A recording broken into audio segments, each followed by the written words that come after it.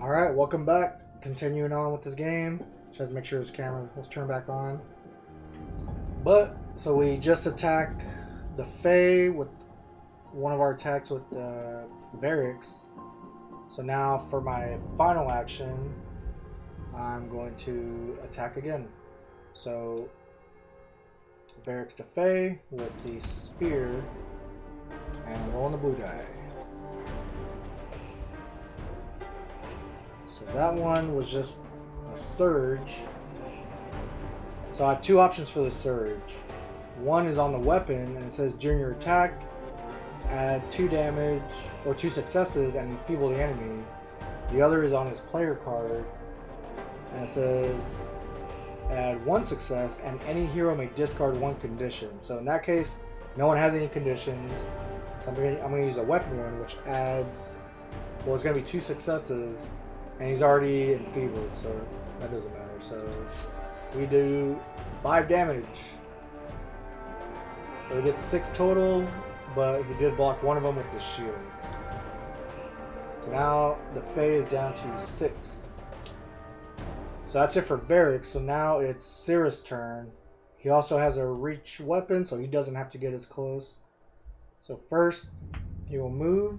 We'll go 1, 2, 3. And why not? He'll just move up to 4.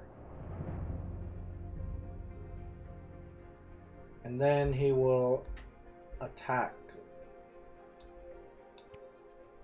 So he is attacking with... Ooh, okay. So I totally forgot. So in my...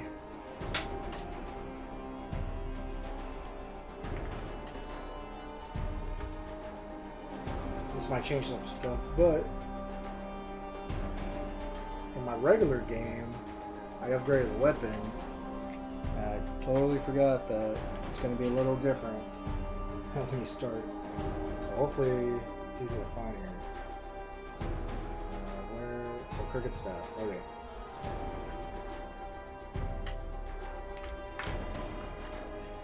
Let me pop this in here and see how different my stats are. Okay, so it's still, I'm still going to do the staff. It has reach also, attacks with 3. And it has crushing damage, so hopefully that'll be a bonus for me. But, Cirrus rolls the orange die. So I got 1 success and 2 advantages. And this thing, whenever I convert advantages. Ooh, actually, I'll get fatigues, which would go great with the Phoenix Bond. Because my bird can attack by using those fatigues. So, I am going to... Oh, I'm actually kind of suffering... So, I'm suffering double fatigue because you have to use fatigue to convert these anyways.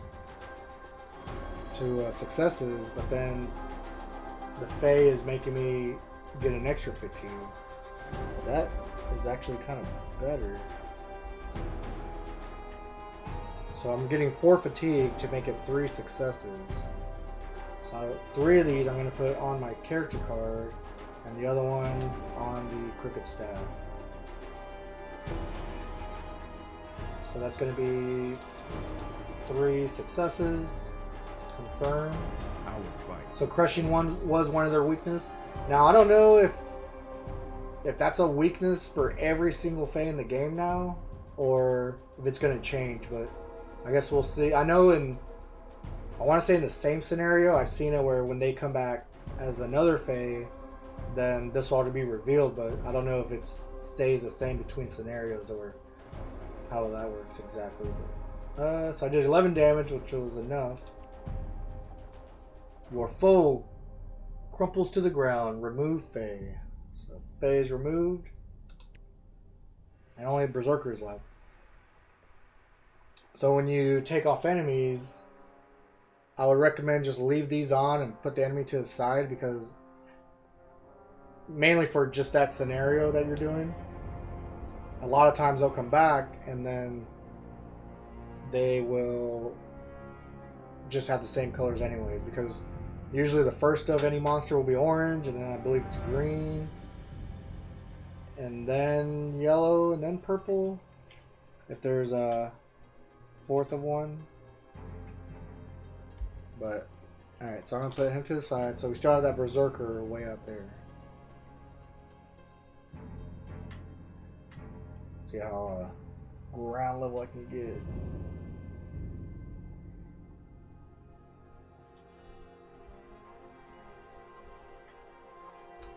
Okay, so I'm too far. Well,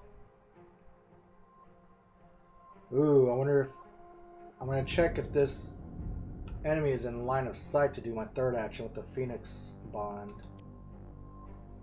So it's gonna be down here, line of sight. So I am currently in this spot. Oh yeah. I'm like, I don't know why I'm thinking water.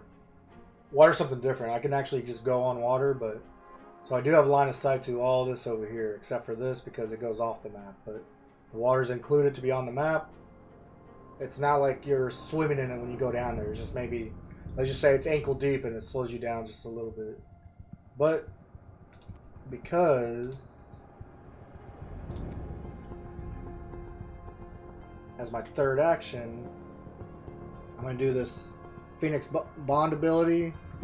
So when it has the little arrow like that, it just counts as one of your actions. So it says an enemy in line of sight suffers 2 damage for each fatigue on this card, which right now I have 3, which is the max on the card. And now I'm going to flip this card. So I'm going to send out my Phoenix. And because it's not a combat, what you can do is just click on the enemy and then just go down. It's going to be 6 total. Yeah, so it says -6 in there. Yeah.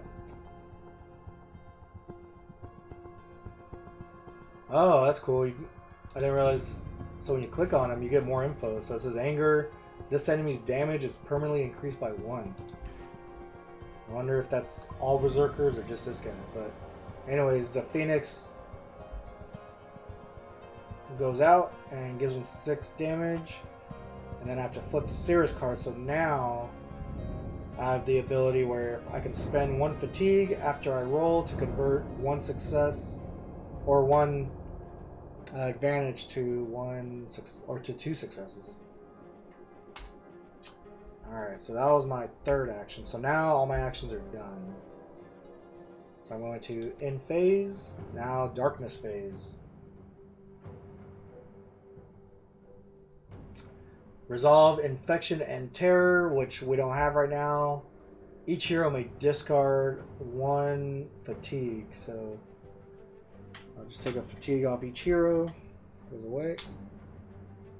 Continue. Alright, Berserker. His target is Cirrus. And he has Bloodlust. After the defense, the Berserker shifts 1 toward and attacks a second hero if possible. So right now, so he doesn't have any range. That's a symbol with like a arrow. Let me see what it's at. That's that symbol right there if he would have had range. So he wants to be adjacent. So he's going to move 4 spaces towards Cirrus. So 1, 2, 3, 4 actually reaches me. Wasn't expecting that.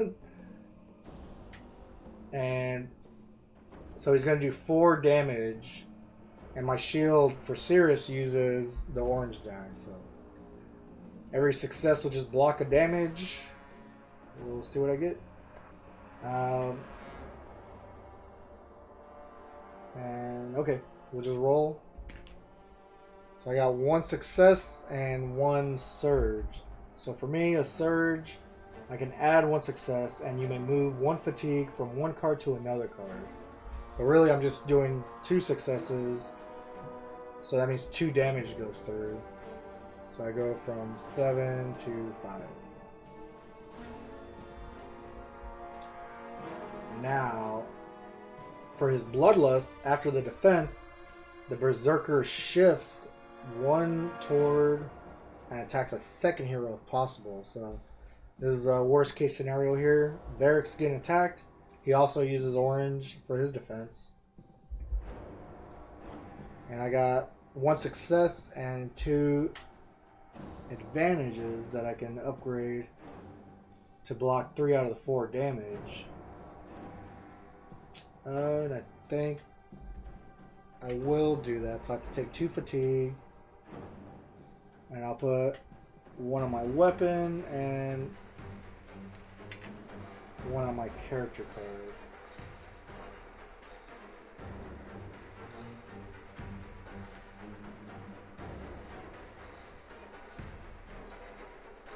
But I do still take 1 damage, so it goes from 8 to 7. Alright, so we're done with that. The Berserker howls, wide eyes gazing at Cirrus with unfathomable rage. So he's clearly going to target Cirrus, but hopefully we take him out and just do the 12 damage on him. So back to the hero phase.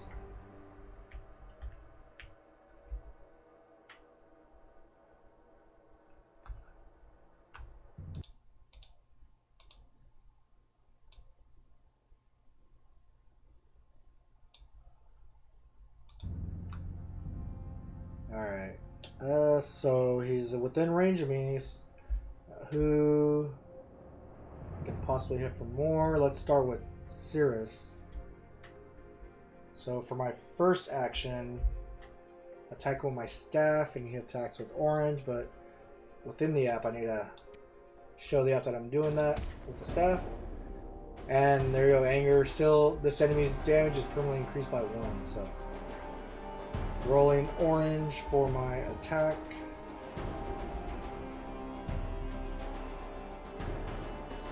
So I got 1 success and 1 surge. And my only surge is to add 1 success, and I may move a fatigue from 1 card to another. So really just 2 successes. I wonder, hopefully he's weak to crushing. Oh, whoops. Down here. And it doesn't look like it. So my second action, I'm just going to attack again with them. Staff again. I got 2 successes and 1 advantage, so I can... Now let's see, he has 6 health, and each success is 3 damage. So I'd be doing 6 damage, but he could potentially block 1 of those, and then I have to waste another action. So I am going to use the fatigue to make it a 3rd damage. That way I know I'm taking him out. And I'll put the fatigue on my weapon. So in this case, he didn't block anything, but I knew he was going to die with that 3rd one. So I could have risked it and just killed him without using the fatigue, but that's fine. So my foe crumbles to the ground. Remove Berserker. Ooh. Let me move this on up here.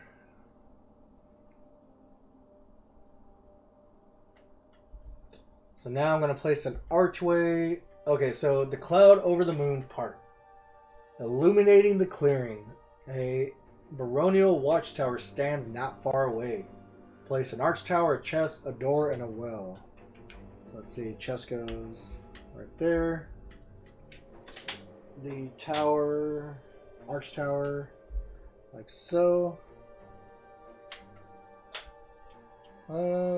Just a regular door. And the well.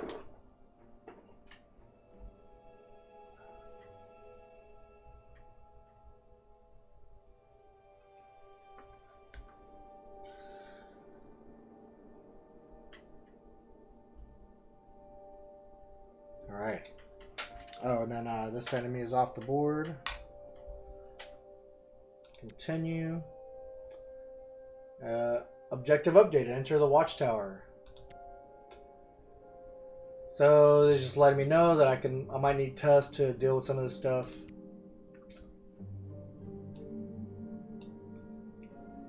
Okay, so Cirrus still has his movement action.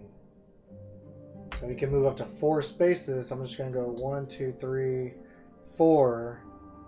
I'm staying 1 away from the sight token because I want to explore this tree first before I possibly reveal more enemies.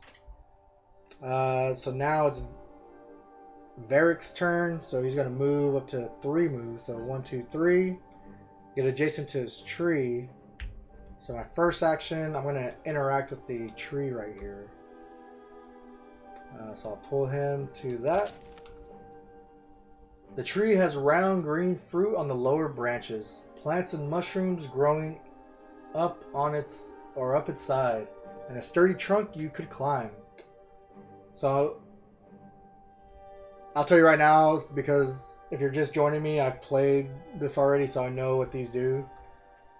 But if I pick the tree, I'll heal some, and that's so far what I've seen is going to be every tree.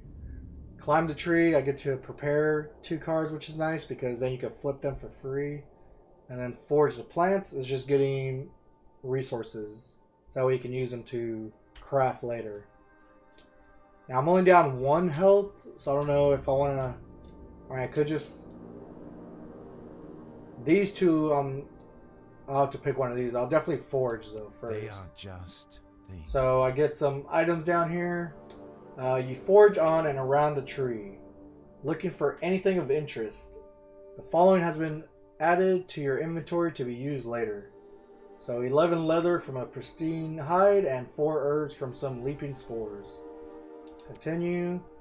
And now is my third action. Let me pull them over here. Let's do... Let's do climb the tree. You prop your foot on a low branch in an attempt to leverage yourself into the tree. Test might. So whenever you test, you're going to grab the D6 die, the 2 black die. Varric's has a -1 on his might, so whatever successes I roll, I just subtract 1, and then I'll input my successes into the app. We'll see if I get high enough. So I got 5 successes and 2 advantages. Now what I can, well, so I can add 2 fatigue to my character card and make those. So I'll make 7 successes, but then minus the 1, I'll have 6 total because of my modifier. So you definitely swing up the branches and find yourself at the great vantage point. You may prepare 2 cards. So I only have 2 cards right now anyways. My hero card and my weapon. Now I could just do it now and flip them, and then that way neither will have fatigue on them, because if anything does cause me to get fatigue and I can't place it, I believe I just take it as damage instead. And without fatigue I can use certain abilities, so I think I'm just going to use those prepares. They're normally to flip it costs you an action, but with the prepare tokens you get to flip for free. So when you flip, any tokens, including good or bad, which right now I only have fatigues on all my cards, they're going to go away. I do have my war bell out now, so I have to be right next to the enemy. And I flip to my side where I can heal myself, which I could do right now if I wanted. So I'm next to Cirrus. And on this side, it says restoration for 2 fatigue during your turn. You or an adjacent hero heals 2 health. So I'm going to do that. I'm going to put 2 fatigue on my character, and Cirrus will go from 5 back to his full health of 7. So that's all my actions. So I have to end the phase. Darkness phase. Resolve infection and terror. Still don't have any. Each hero may discard 1 fatigue. So I'll go ahead and do that. Let's see. I'm going to pop these on this side.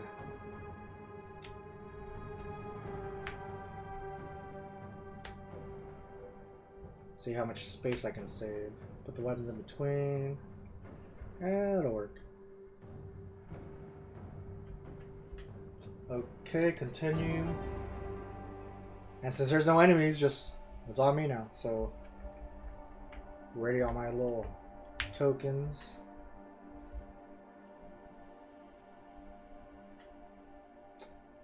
Now it's just a matter of who wants to go first. So Sierra still has his staff they can reach, and he moves more. So I'm going to start with him.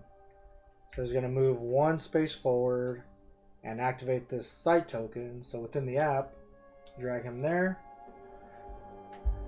The pathway around the lake becomes clear. Discard both sight tokens.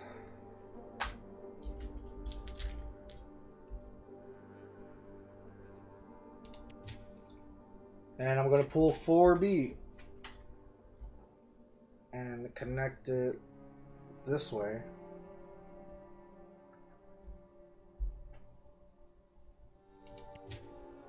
Place one tree. That's going to be back over here. Spawn the following enemy, a zealot. Do I have one out? What do they look like? Okay, they have the staff. That guy. Have one out already. And they want him right here. Okay, so I've only moved one out of my 4 movements. So I can still... I'm actually just going to move one more to that one. Because I have my staff, I can reach the zealot and then just attack him twice. So let's go into monster screen. Sirius attacking with his crooked staff, sorry. So let's see, the zealot is a martyr. A random enemy adds 2 damage to its next activation. So there's only one enemy out, so I guess that means he's going to be, or not 2 damage, 2, yeah, damage, not successes. Successes are stars, they just do damage. But let's see what my, okay, so I attack with orange.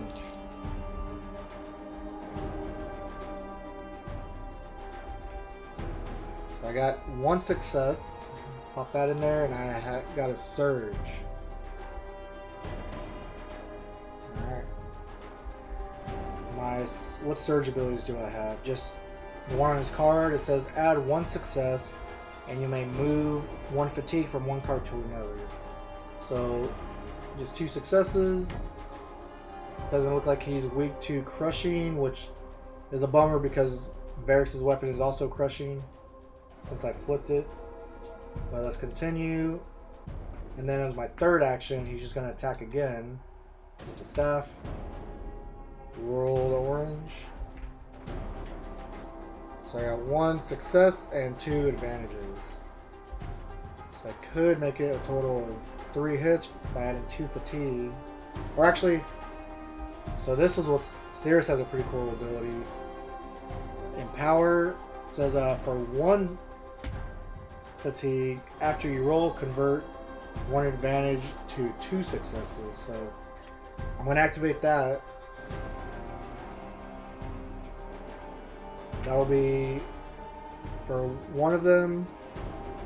Okay, so let me input this right. So I rolled 1. His empower ability gives me 2 more. And then I'll make the 3rd one another just regular success. And I will put that on the staff. So 4 hits. They're at 3 each. Let's see. 12 damage. So he's at 1 health. That means Varrix is going to have to finish it off. So Varrix's movement, he will go, so he needs to get next to him. So he'll go 1, 2, 3. And then do an attack with the War Bell. And he rolls a blue.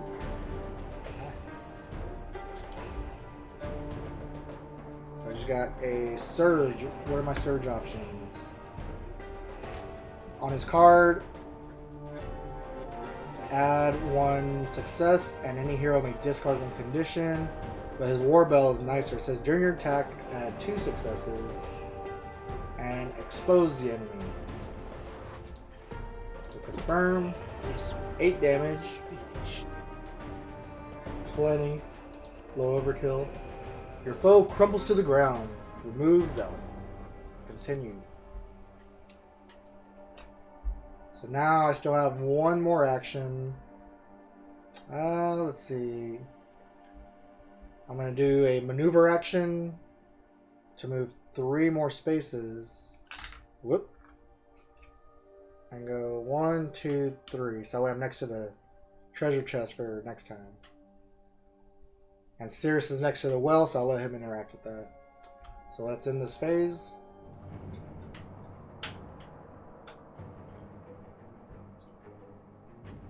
Resolve Infection and Terror. I'm not doing that, but I will discard Fatigue from each hero.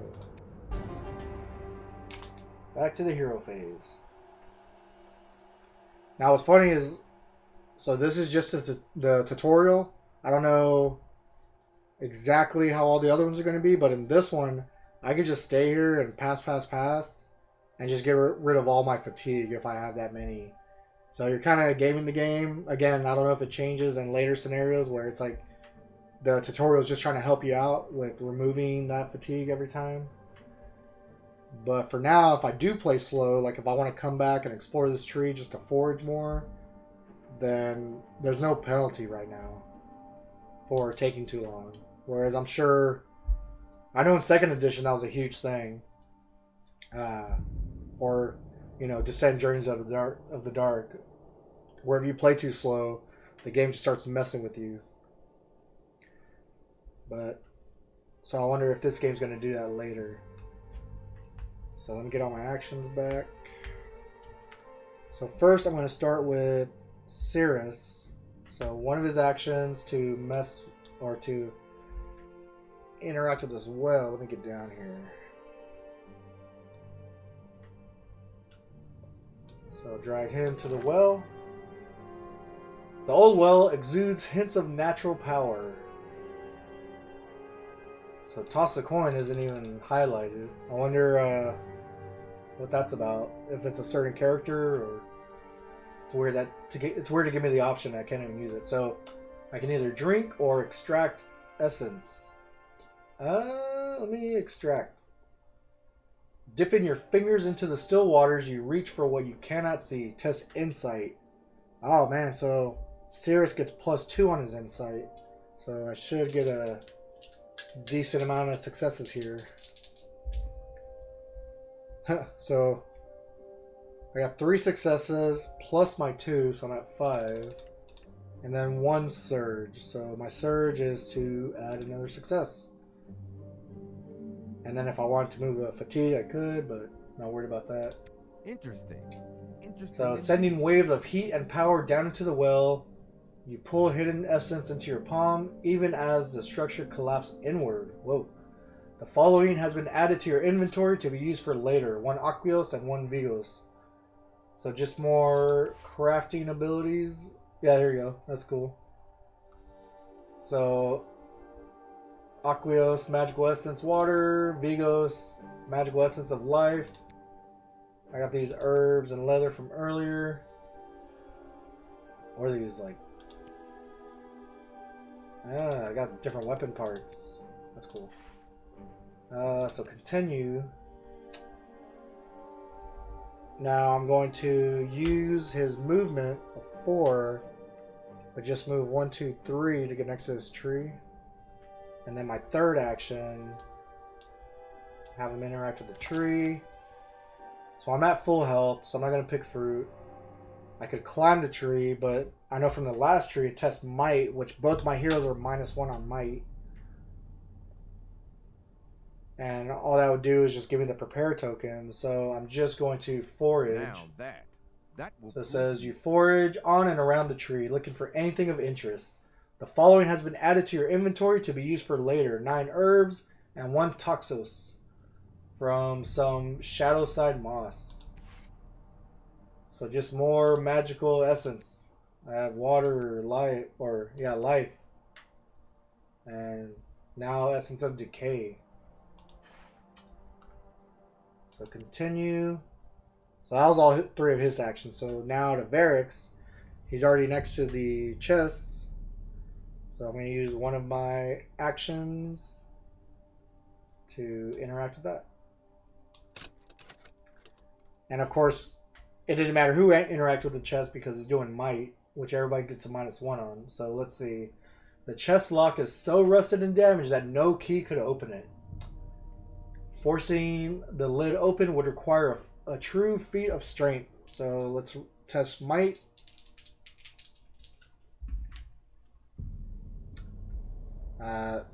Count that like that. So I have 4 successes but -1. So I'll put 3 in. Whoops. And 1 surge, which will add 1 more. You are closer to opening the chest, but there are still some effort required. So that's cool because it reminds me of Mansions of Madness where you're trying to open something up and you might have to try it multiple times, but all your successes will just keep adding up until you reach enough. So for a second action, I can do it again and do the same thing. And hopefully it's enough total to open it. So 3 successes. A surge will give me a 4th, but then -1 for my might modifier. So back to 3 successes. Oh no! You are closer to opening the chest, but there is still some effort required. Okay, and then the only other action I have is just for movement, but I'm not going to...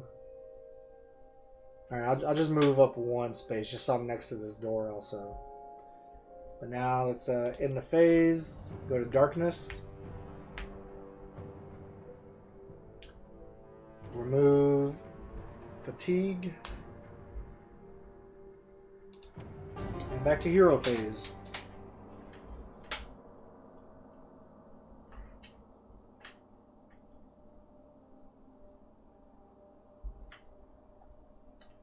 Okay. Well, let's just keep on trying to open this chest with starting with the Varix. Testing might. 5 total minus my 1 might, so 4. This is there we go. The following has been added to your inventory to be used later. 4 curios and 2 ignos from some charred trophies, 14 herbs, and Shadowstone Bracer's recipe. So these recipes have this yellow background.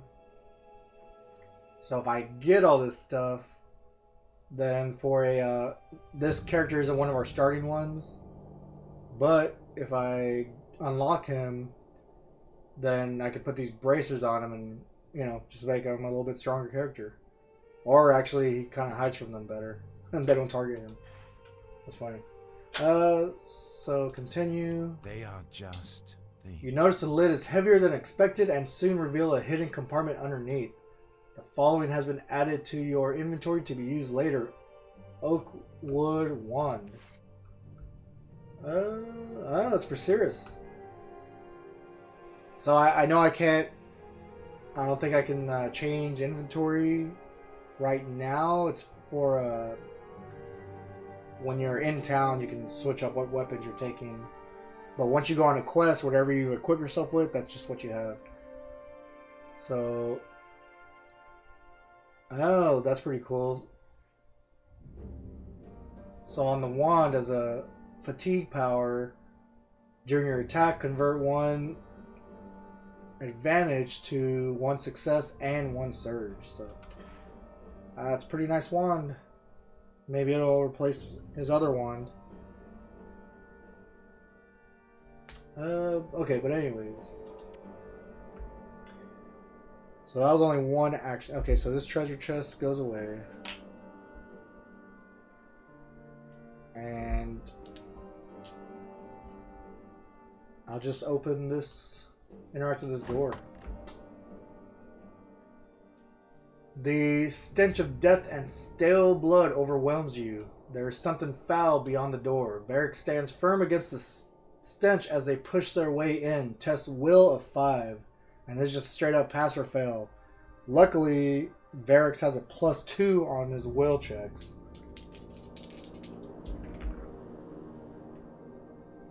So I rolled 4 with his +2. That's at 6. And then the surge would just add another one. But I definitely passed. The door gives way to your efforts. Remove this door. Now let's continue. And it's just talking about how you can add stuff, how to build. So, let me see.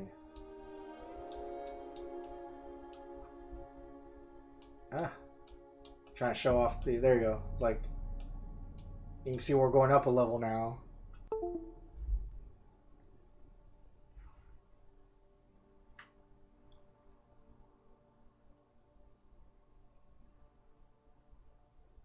Okay, I'll just do that. So I grab a set of stairs, which will go here. And what is this? 16. Where's my big tiles? Way back here. Okay. So 16A, and I need 4 short pillars.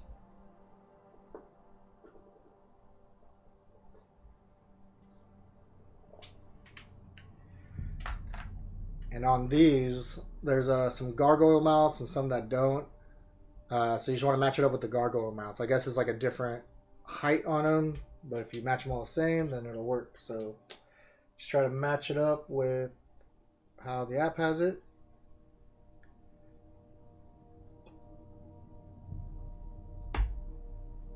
Zoom out so I can see exactly where all these things are. Get on there. There we go. Where's one over here? And one in the right back here. Okay.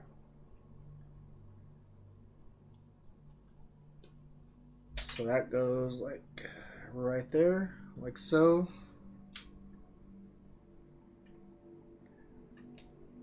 Let's see. Get more of the overhead again. Map's starting to get big. So that's done.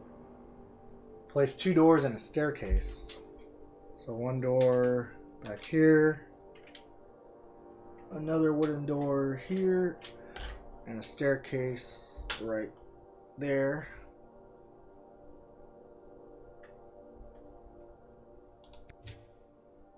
A heavy gate is locked with 4 locks. Place 1 gate. Right up here, going up the stairs.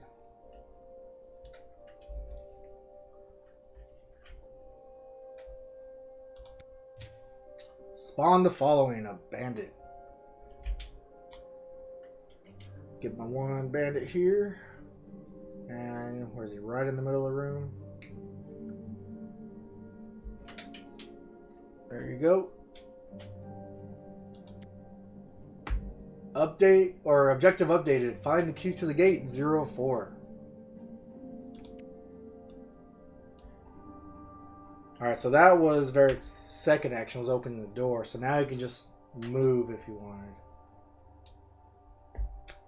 But maybe I'll just kind of move to the side here. And I might allow a round where the bandit comes to us. So with Cirrus,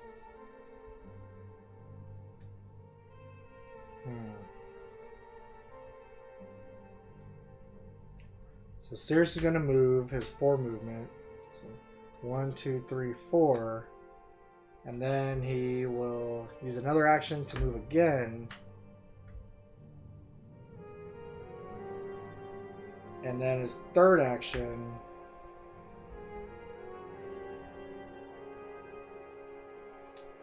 so I think I'm going to switch to the wand.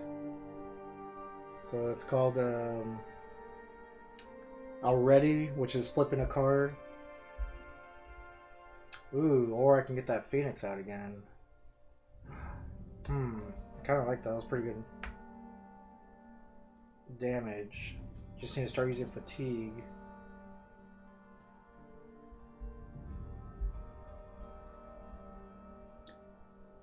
Alright, so now I'm just gonna flip my weapon to the wand side. So that was my 3 actions. And I'll end phase. So I get to discard. I don't have any fatigues. I don't have those conditions. The bandit is targeting barracks, and so he's gonna move 3. He has a range of 2 and does 4. And he has a serrated bolt. During the defense, the first time the hero places a fatigue on a card, they also scar it. So let's move him 3 spaces first. 1, 2, 3. And he was targeting barracks. Now, let me kind of move this just so you can see. He's 1, 2, 3. Barracks is 4 spaces away, so it's worked out for me. So he just doesn't get to attack, so he'll be done. The bandit crouches low, daggers out, and beckons you forward with a flick of one of their rusted tips. So it sounds like he's ready for me to attack him. Yeah, these little...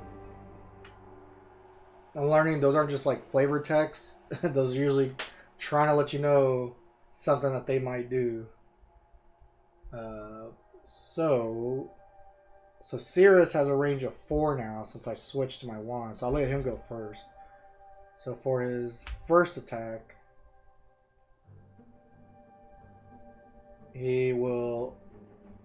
Let me switch the screen. So he's going to attack the bandit with the wand.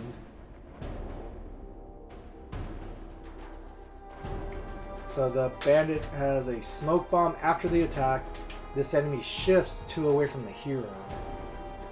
Okay, but so let's see. He rolls an orange.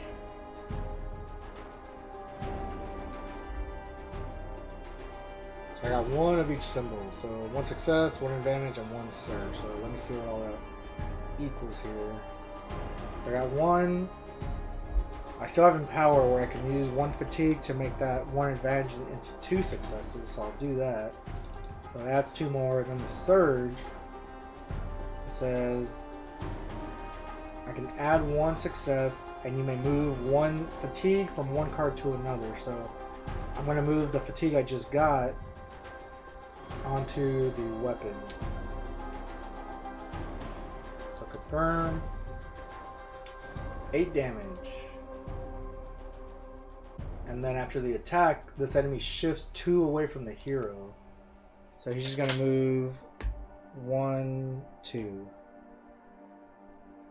But now he got himself out of range. But what I will do also is, it says on my wand, I can spend 2 fatigue on it. And it says after you attack, a hero may shift 2.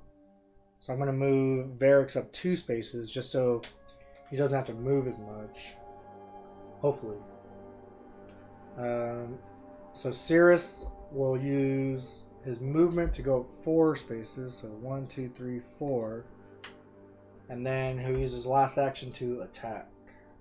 So Cirrus with the wand. And attack you with orange.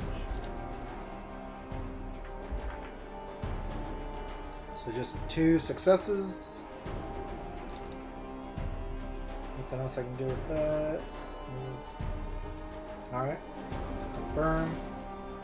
3 damage, so he's at 6. And then he moves 2 away from the heroes, or from the hero.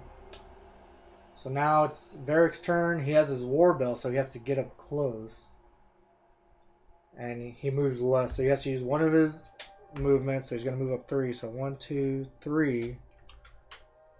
And then he's going to use another action just to move up 1 space. And then his third action to attack him with the war bell. Whoa, the bandit steps forward before he can attack, thrusting a rusted knife. So that little setup, it looks like if the app knew you were going to use a weapon where you had to be adjacent, then he was ready for that.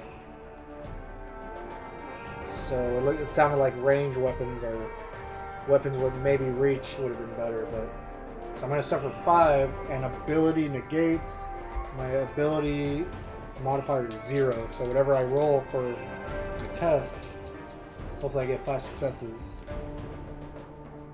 So I got 4 with 2 that I could possibly upgrade. So I'm just going to do one of them,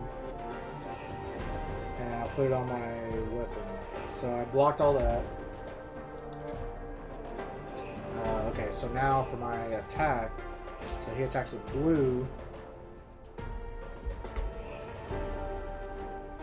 So I got 1 success and 1 surge. So 1 success. What are my surges? I'm going to do the surge on my Warbell, which is during your attack, add 2 hits and expose the enemy. And let's see what this did. Boom, 11 damage. So I did 9 base damage, plus 3 for exposed.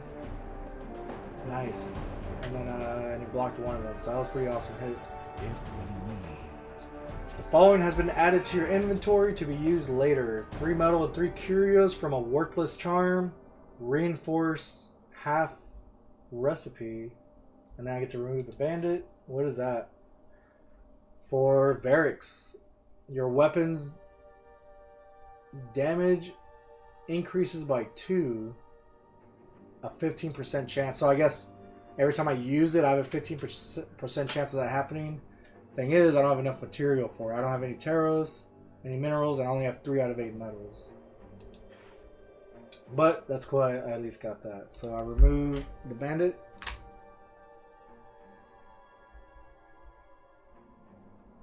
And that's all my actions. So in phase,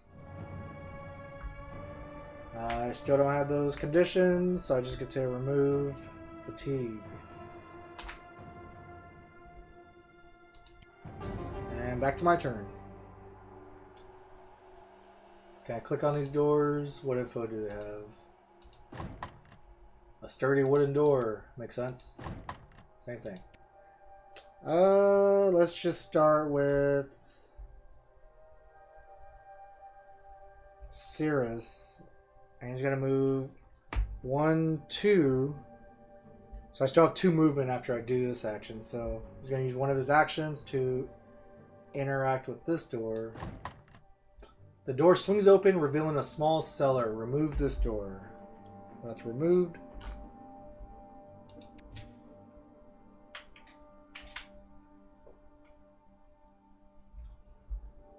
Place tile 6A.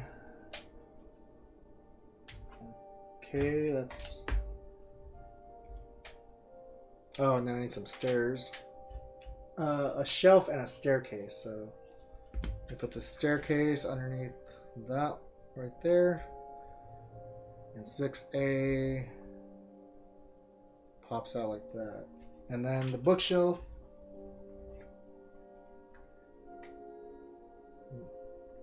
with some skulls and potions and books in it. Right there. Let me adjust this.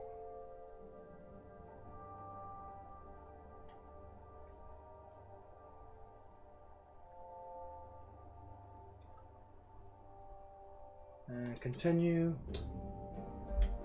Hey, that bookshelf seems like it has plenty for me to investigate. I've got this. Cirrus points to the bookshelf. I don't know why I stopped reading. Cirrus points to the bookshelf. Cirrus must be the first one to interact with the shelf. Well, that's good because he's the one that opened the door. So, continue. Whoops. A baronial guard lays unconscious in the corner, covered in deep gashes. Place 1 explore token. Like so. So I still have 2 of my 4 movements. I can move 1, 2. And then as my last action, I'll move up to 4 spaces. So I'm going to go 1, 2, 3, 4. So now I'm in between the bookshelf and that guard on the ground. And then next time I'll just interact with both. Now Varix, I'll have him go to the other door. So I move 2 spaces, and then one of my actions to interact with the door. The door swings open, revealing a small barracks. Remove the door. So 3A, 1 chest, 1 small table, and 1 staircase.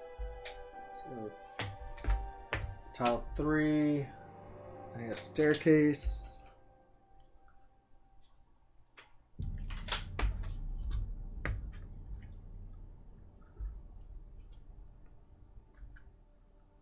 Yeah, look at that. There's only like an inch left. So if I would have gone with the app where my initial tile would have been the full inch off, that end would have been further off. But anyways, so a chest up this back corner. Whoa, hit this tree. And what am I looking for? A table. Cool little table with some stuff on it. Right here. Okay, so I still have 1 more movement because he only moves 3. Oh, maybe I need to hit continue just in case. Varix perks up at the side of the small table. The map near the table looks useful. Let me investigate. Well, that works out because Varix is going that way. And then as my third action, I'm going to move 3 spaces. So 1, 2, 3. I'm next to the table, but not the chest. So I'll have to move again next time. So that's everything in phase. There's no enemies out, so it's just going to be a matter of removing the discarding of fatigue from each hero. Back to my turn. So let's start with Cirrus over here. He will interact with the token first.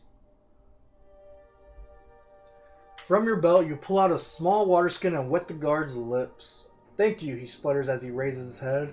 The Utuk's attack against us was unlike anything I've ever seen in my years of service. A powerful blood which led them, accompanied by bandits and zealots. I only heard snippets, but she said something about calling on a demon from beyond the veil. Whatever she is planning, if she succeeds, it would be our downfall. He pulls himself up to rest against a darkened corner of the cellar. You'll need this to go through the gate, and these should help you on your way.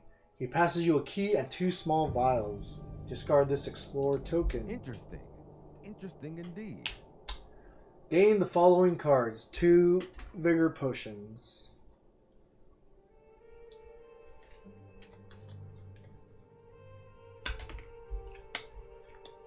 So let's see what we got here.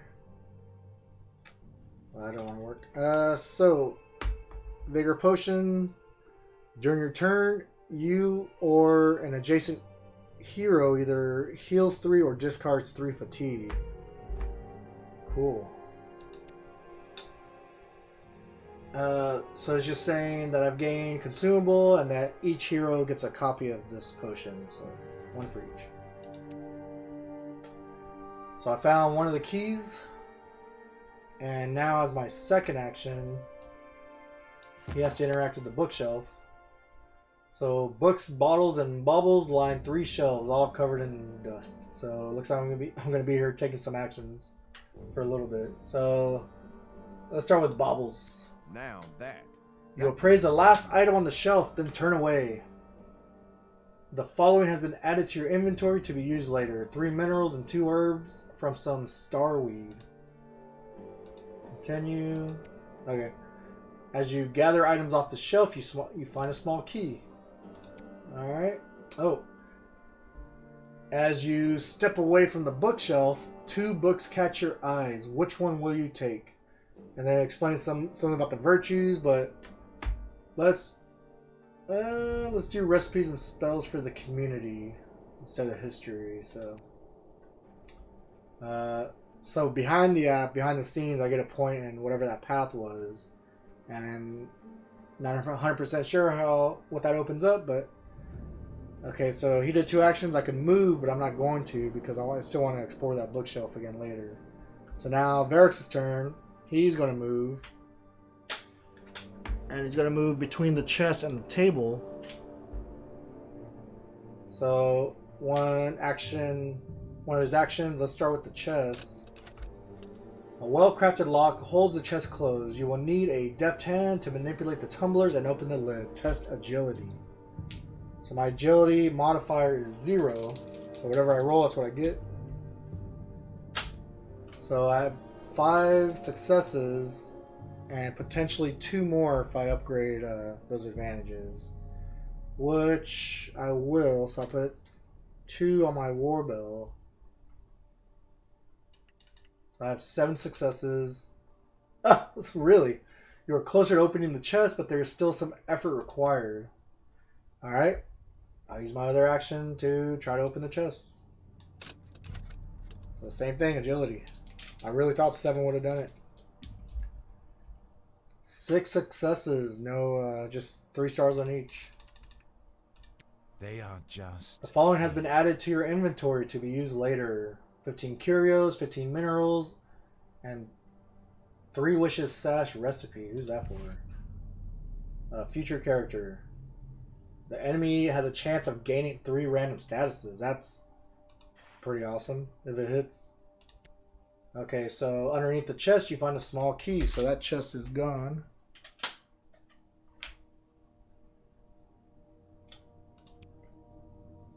And those are all my actions. So in phase, I already know I don't have any conditions, and I get to remove fatigue, 1 on each character. Back to my turn. All right, so I can let's start with Varix. He'll explore this table up here. On the table, you find a letter from Baroness Adeline and a corresponding map on the wall. Be on the lookout for increased Uthuk activity. There are rumors that a powerful blood witch named Nekrul is performing strange rituals in the forests of Forthen. I fear what she may be attempting to do. Any Uthuk sightings should be reported to me at once. I've asked our apothecaries to pass along the recipe for our vigor potion. I recommend having a ready supply.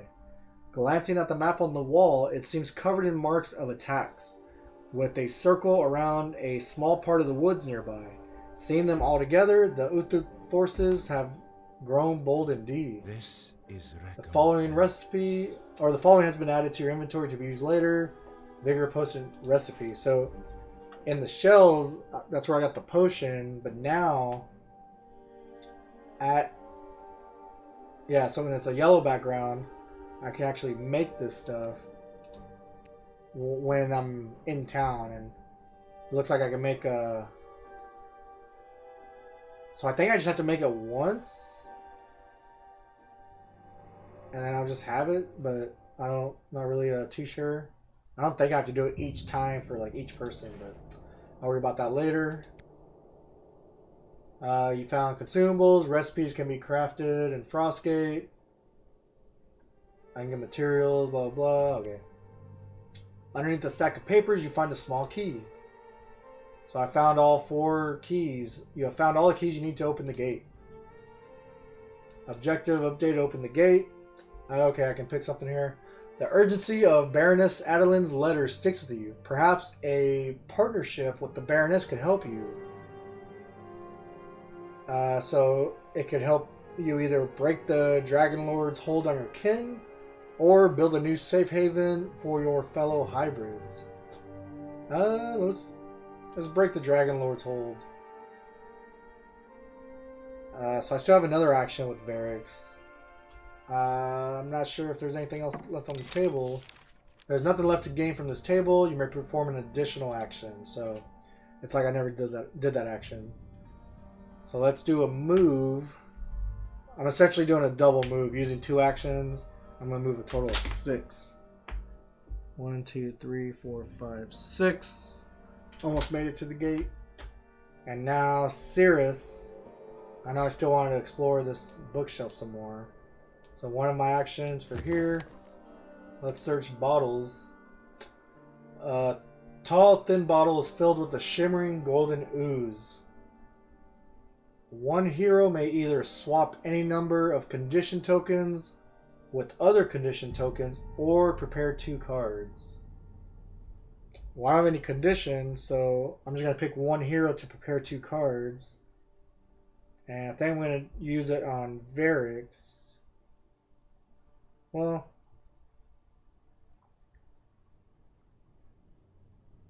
I'll use it on Cirrus.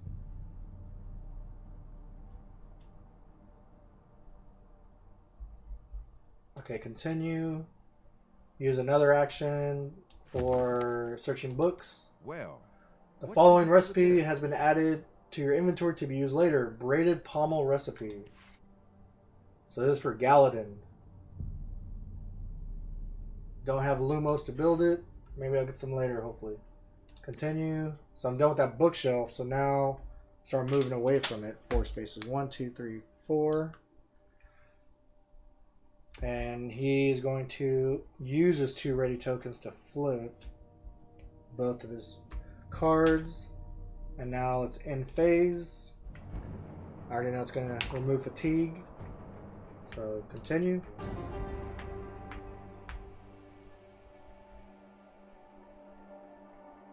Let's have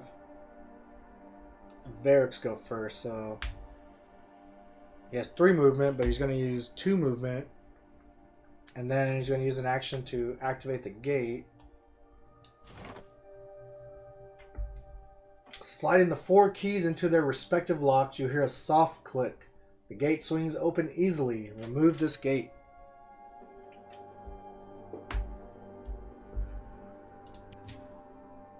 Place 17A and 4 tall pillars.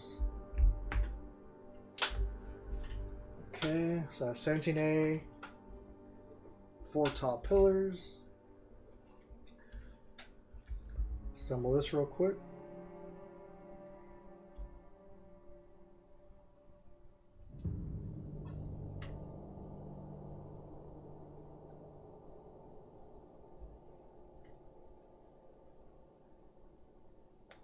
And that'll go, whoops, I can put that back there.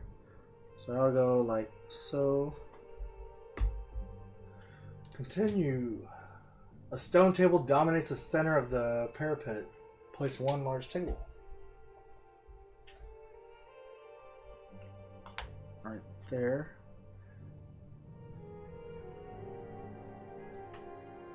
Might have to keep it zoomed out. The map is getting crazy, and this is just a tutorial.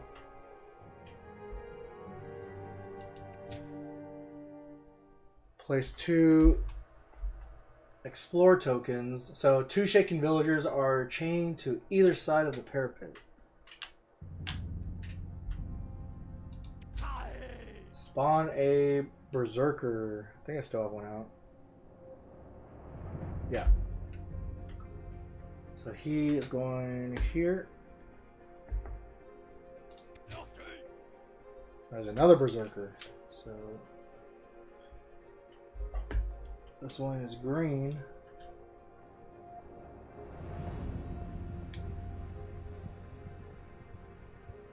Right in front of the other guy.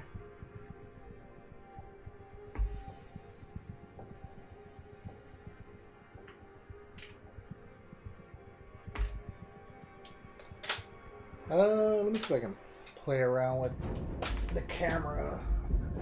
Get a closer view. 1 second.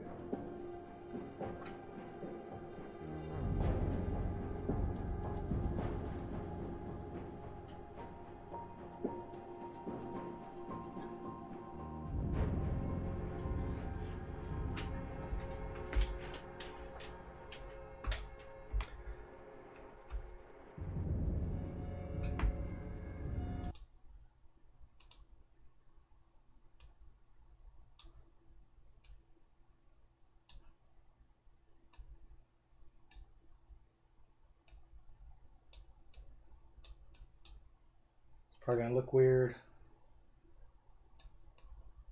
for a little bit.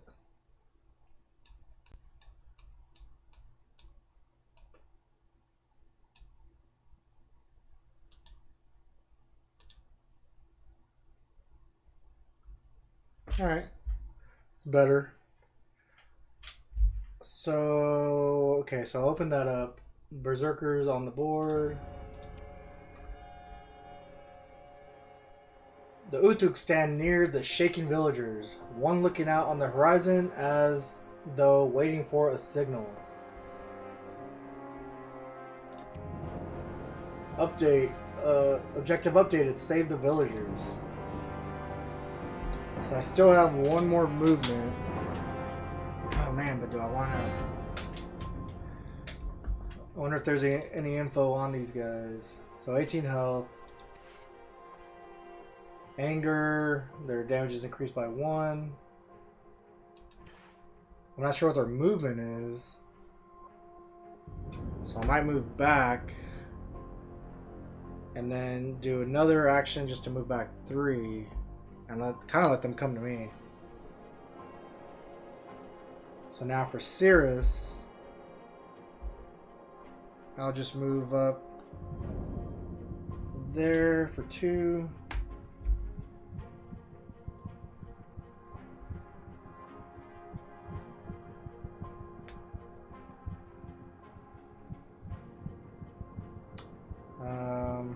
And then my other 2 actions.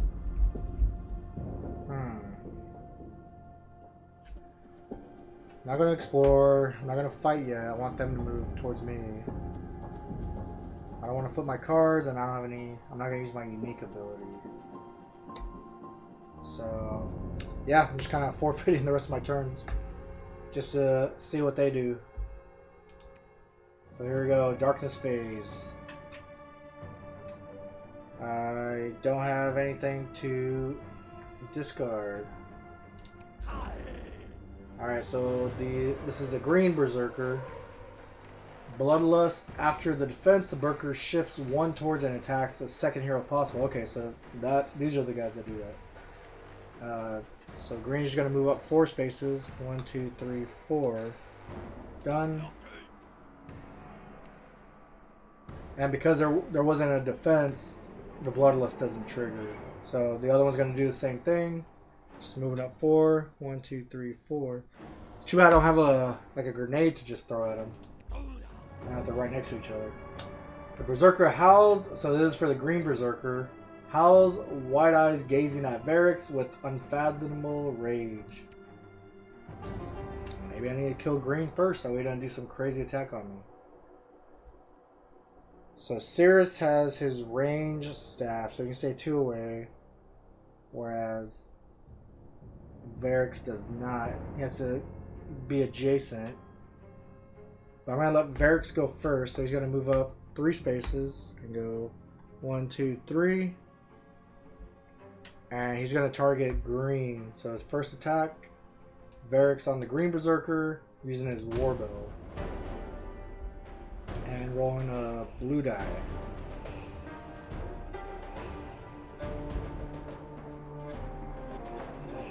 So I rolled 1 advantage and 1 surge. So I'll use a fatigue to make the advantage a hit. And then his surge, it says for the Warbell, during your attack, add 2 hits and expose the enemy. Alright, so I did 12 damage. So now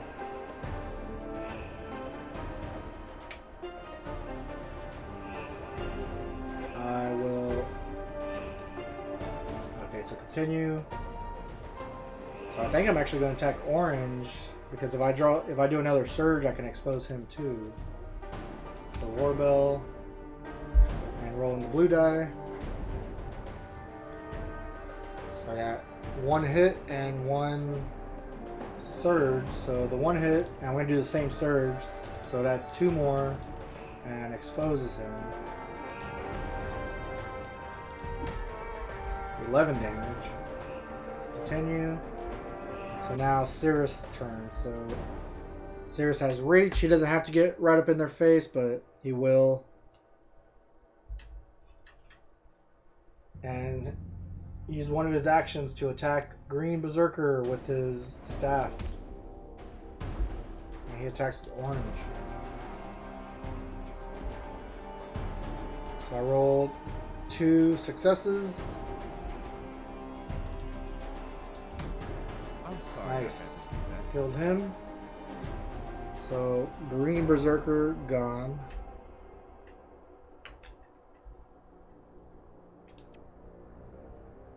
And then, other action, attack orange with the staff.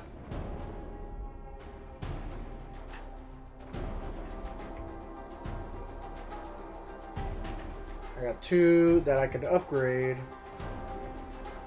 I'm going to do that. I'll put on my character card here. So that's 2 hits. Whew, exactly what I needed. 7 damage. Interesting. The following has been added to your inventory to be used later. 1 Toxos from these claws and Heavy Bracers recipe. Okay, and then remove Berserker. That worked out great. Don't always rush into rooms. Especially if it's kind of nice to let them use up some of their move to come at you. So how's everybody's turn? So in phase, I know I'm just going to remove a fatigue from each hero. And now I can go rescue these prisoners. So let's see. Cirrus has... I'll just let Cirrus go first. So he can move 4. 1, 2, 3, 4. So I'm not close enough for that prisoner. So I have to use one of my movement. So I go here. This table is interactable. A sturdy stone. Table is artfully carved. There's a small discarded journal and a jumble of knickknacks scattered across it. So let me save these guys and then check out this table. So for my last action with Cirrus, this token here, the chains around the villager are covered in strange markings written in blood. Test insight or will. So Cirrus insight is +2.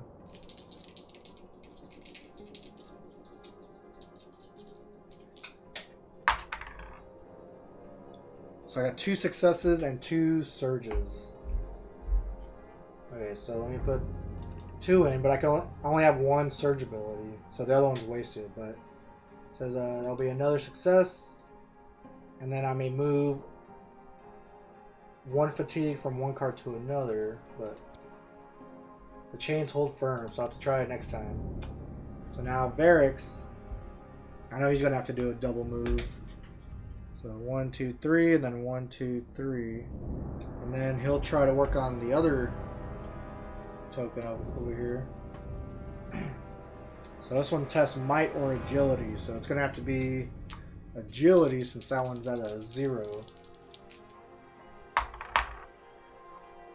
So I got 3 successes, 2 advantages, and 1 surge. So my surge adds 1, and then I can add 2 more by placing fatigue somewhere. So I'll place it on my war bell. So that's 6. They hold firm. And that's the end. So 1 fatigue off each. Got it. And let me keep trying. Let's start with Varix. Still doing agility. Ah. So that one was a 3. Where's this one? And 2 successes and 2 advantages. So right now I'm at 5 with potentially 2 more. So I'll do 1 on the war bell, 1 on the character for 7. The chains fall away as the person rises. Thank you. Beware the strange magic of that blood witch. She is more powerful and more sinister than you could imagine. Her forces manage to ambush us in our fields in broad daylight. They grow bold and are dangerous. Discard this Explorer token.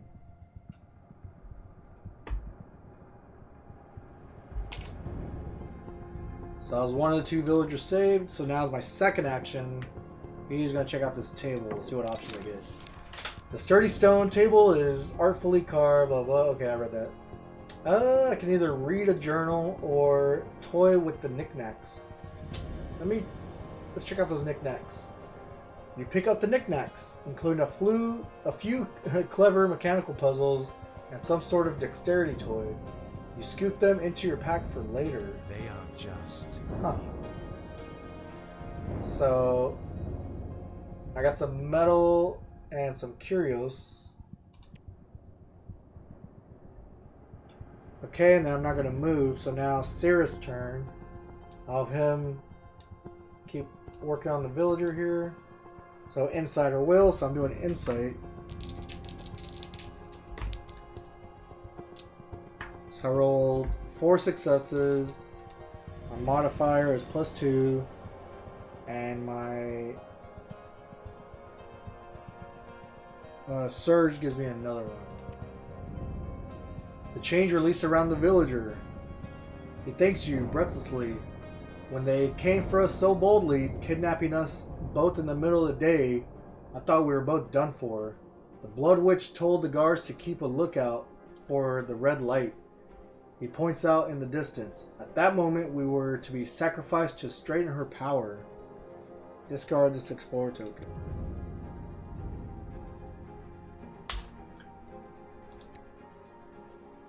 Are there others held captive here? Varix asked, the dragon hybrid speaking in soft sibilance. Not here, I don't think, answers one of the villagers, but folk have gone missing more in recent days.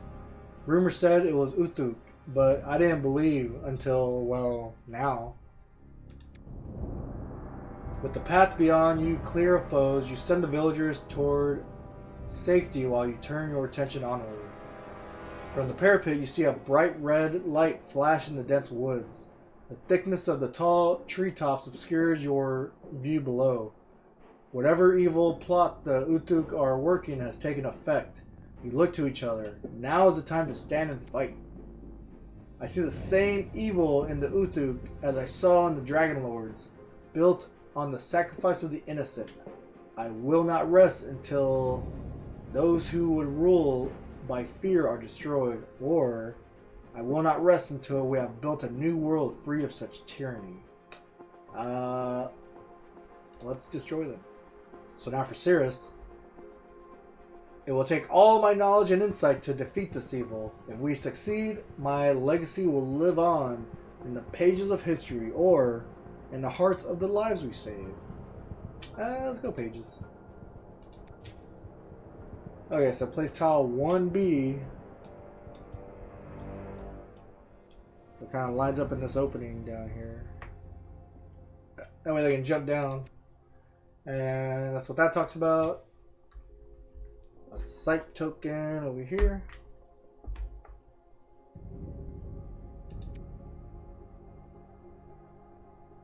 Investigate the source of the red light in the woods.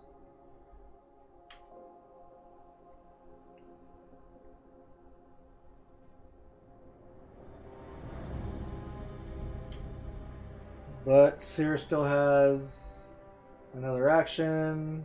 I'll do the table, so I'll read the journal. You flip through the journal. It must have been left behind by some previous adventurer. Their observations are mostly personal, but a few things put you in mind of the challenges that may lie ahead. You may prepare one card. So I will prepare my staff. And then I can move, but I'm just going to move one space down with a gap. Kind of. That's essentially what I'm doing. Still away from the sight token there. And then in phase, I'm going to take off fatigue.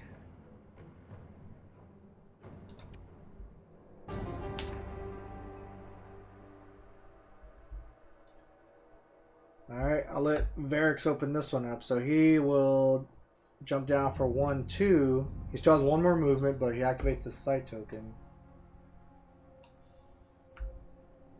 As you approach, the red light grows brighter and brighter. Discard this sight token. Place tile 18B.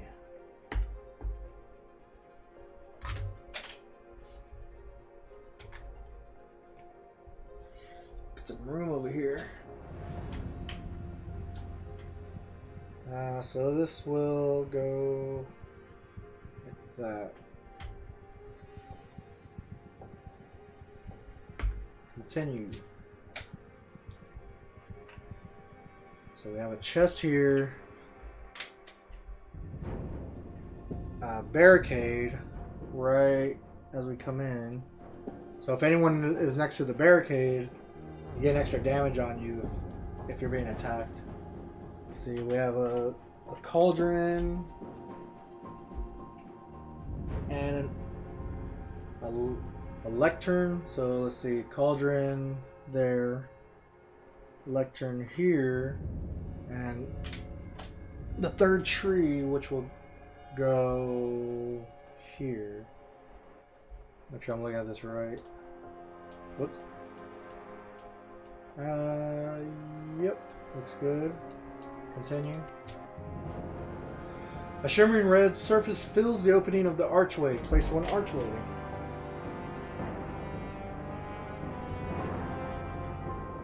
On the map. The Blood Witch stands at the lectern, a twisted smile plastered across her face. You're too late, she cackles. Here, where the veil is thin, I've gained the knowledge I seek. Soon, Forthin and the rest of the baronies will bow before me and the Blood Coven. Even in my weakened state, defeating you shall be worth it. Spawn a Blood Witch. Necro, where do I have one out?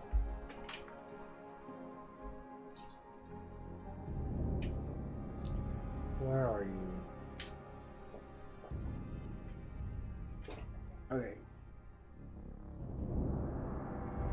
Says using an orange token, but doesn't really matter. She's gonna be the only one. So behind this lectern here.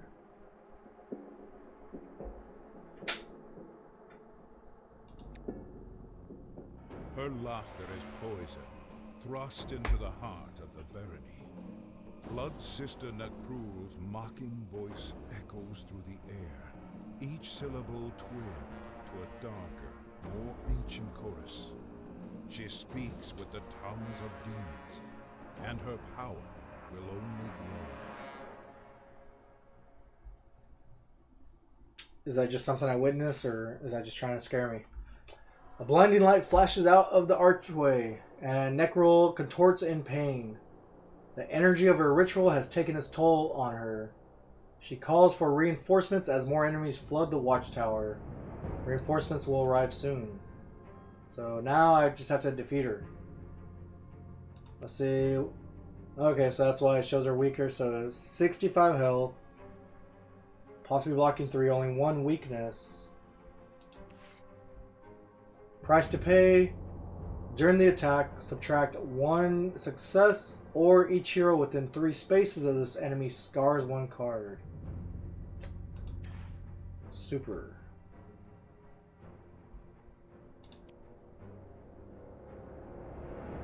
Okay. Now, Varric still had 1 more movement, so I know he can move up 1. Just going to use another movement to go up 1, 2, 3. And then his last one is going to interact with this thing. The chest lock is so rusted and damaged that no key could open it. Forcing the lid open will require a true feat of strength. Test might, which is -1.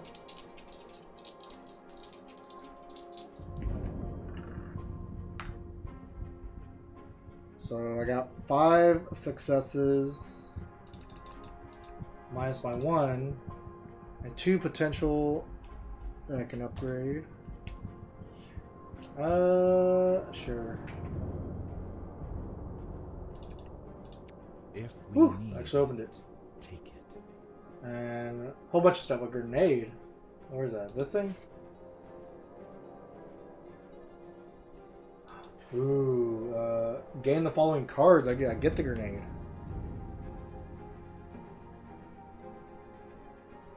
Miasma grenade. Let me see. Okay. 1 miasma grenade.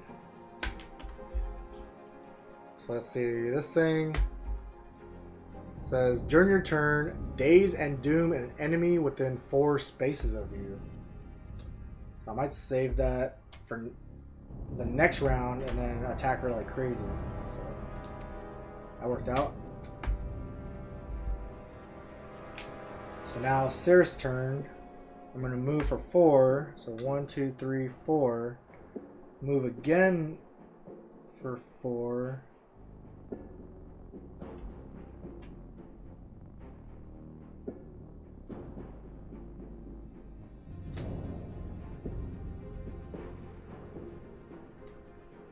And go 1, 2, 3.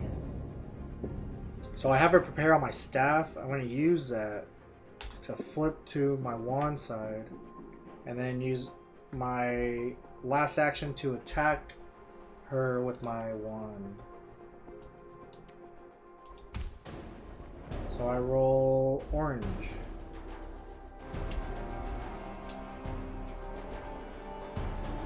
So I got 2 successes and potentially upgrade one, which I will. Put that on my hero, and then, but I'm going to subtract 1, so it'll just be 2 successes. So confirm, 4 damage. But then on my wand it says for 2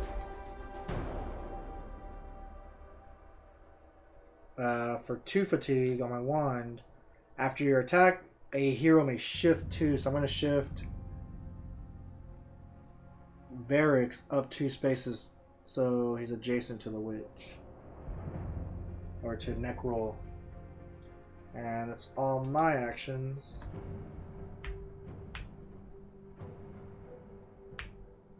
Alright, so I don't have those conditions, so I can just discard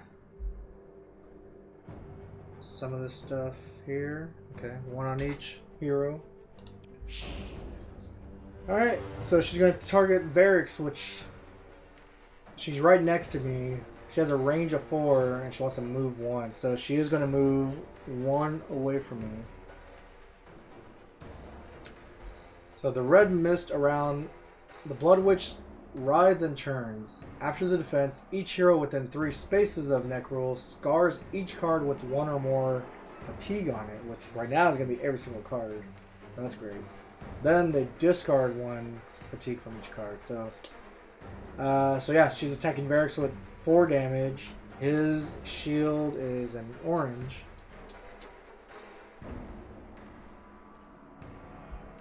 So I got 2. So no successes, but I could get 2. Use 2 fatigues to upgrade, so that way I only take 2 damage. So I'll do that. So now I have to scar.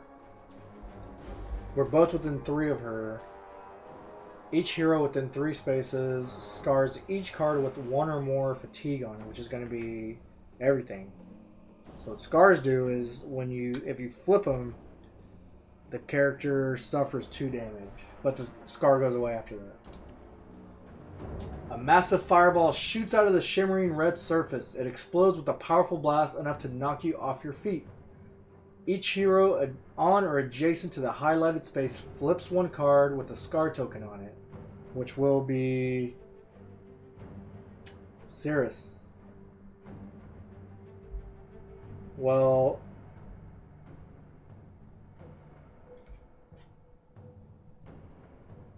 okay. Yeah, so I'll just flip my staff, which means I take 2 damage. So I go from 7 to 5.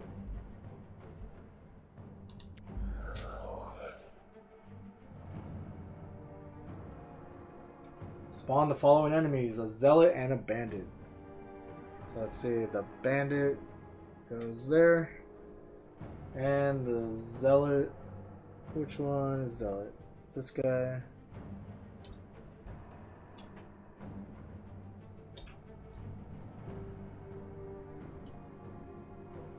So you're right there.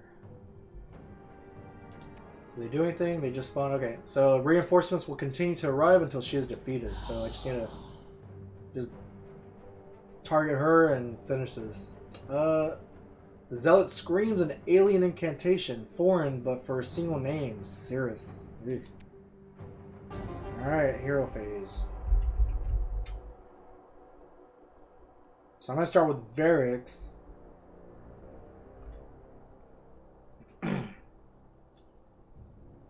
So I need to move to get adjacent to the witch. And then I'm going to use this grenade. It says during your turn, daze and doom an enemy within 4 spaces of you. So let me find her, and she's going to be dazed and doomed. So what does that even do? So dazed, 10% plus 10% secondary weapon effect chances, and then doomed. At the end of the round, only this status is removed. Well, that's cool.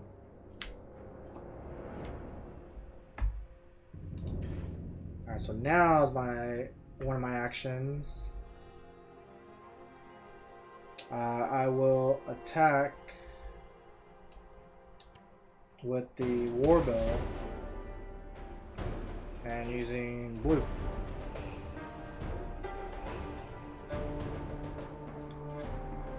So 2 successes, but I have to subtract 1 because of the price to pay. So just 3 damage. And then as my last action, I'm just going to do the same thing. Oh, that's cool. I don't even know when that popped up, but she has a weakness to slashing, which that doesn't help Varix, but it does help Cirrus if I switch back to my wand. So we'll see if I do that. But anyways, okay, so his next attack with Warbell again with the blue. It's hitting. So 1 success, and then I'm gonna use, and then I rolled a surge, so I'm gonna use the surge off the Warbell. So it's gonna be 3 successes total, but minus the 1. And then they will be also exposed. Confirmed. 5 damage. Nice and slow, but we'll get there. Alright, for Cirrus' turn, he is going to... No, he has reach, so I don't have to move yet.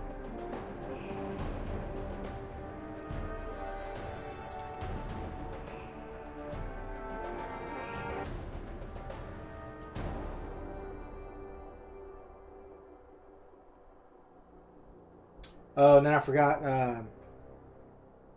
I'll go back to Varric's turn real quick. He's just going to take this to heal 3 damage. So he goes from his 5 back to 8. And Cirrus still has his Vigor Potion. So, but yeah, Cirrus, it will... Do I want to flip and then attack?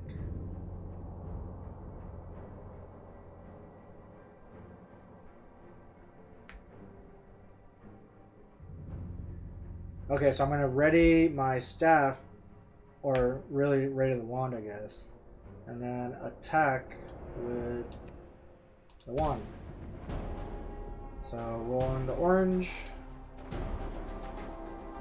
So 1 success, 1 advantage, and 1 surge. So let me see. There's a 1 success. The surge adds 1 more, and then the advantage, I'll upgrade that one to get a 3rd one, but I'm going to subtract 1. 8 damage. Alright, so take that. And then I can move if I want. Which I don't think I will. I'll just stay there. So I think it's going to be in... Yeah. That's the end for me.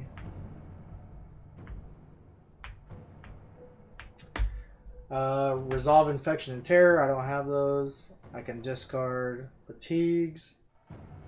So I will discard One on Varix. On Cirrus, I'm not going to because I want those fatigues so I can use my Phoenix Bird. So, continue. Alright, we're starting with the Bandit. Moving up 3. 1, 2, 3. And that's it. They're too far away. For neck roll.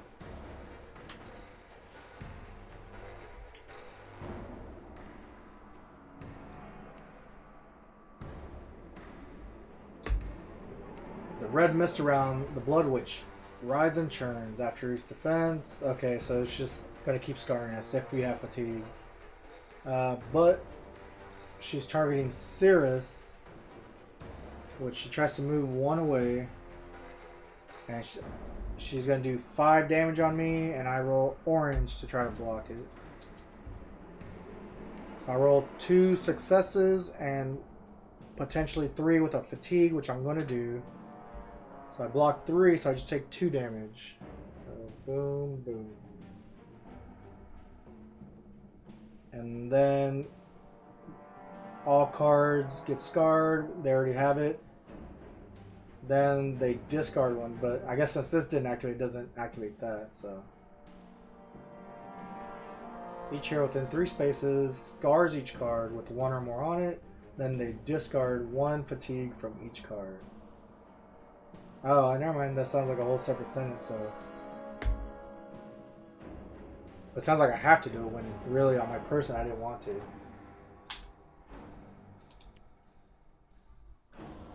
The Zealot completes their incantation as the Dark Shadow descends on Cirrus. Cirrus tests Will 7. So my Will is +1. And it's just a pass or fail. Add 1 blue die for each adjacent hero, so there are none. So I rolled 4 successes and a surge, which will just be another one. So that's a fail. The shadow passes into Cirrus, ripping at their flesh and mind. Cirrus terrifies, which is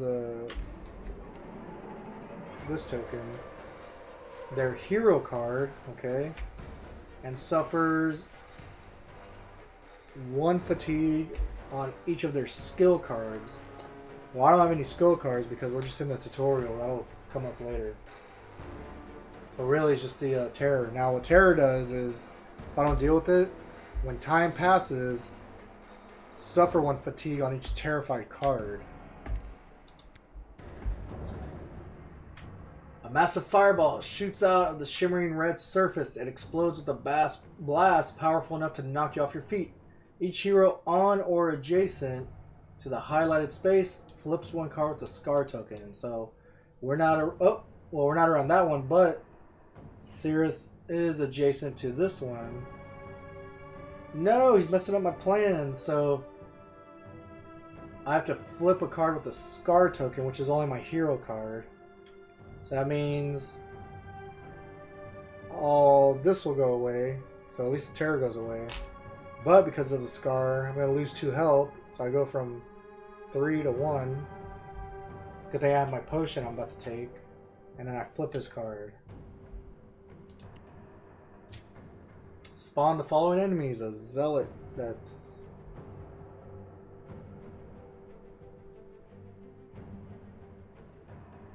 green. So another one of those guys.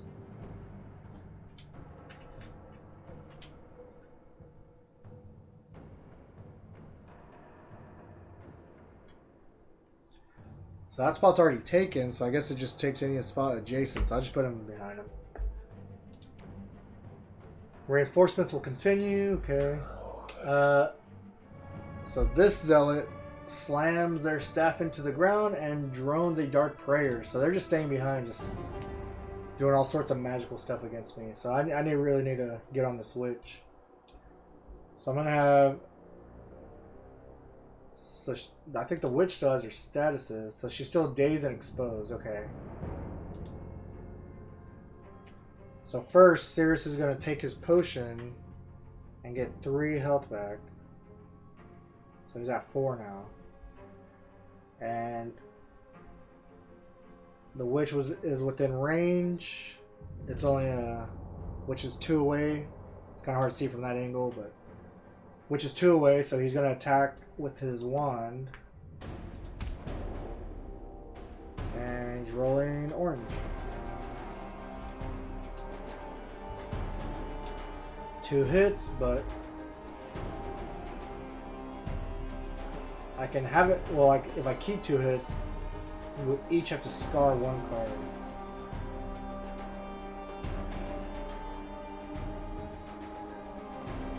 So I guess just 1 hit. 4 damage. And then attacking again with the wand.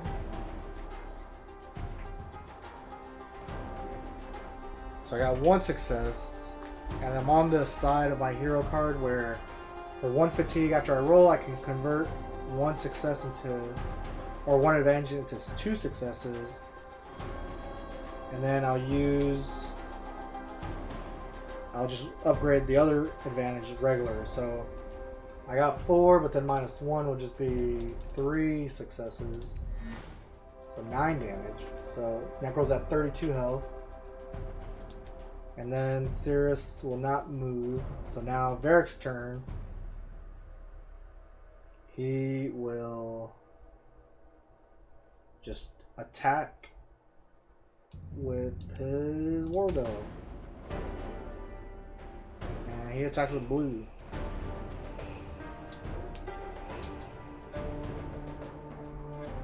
One success and 1 that I can upgrade. So let's upgrade that, so at least 1 attack goes through since I'm doing the subtract one.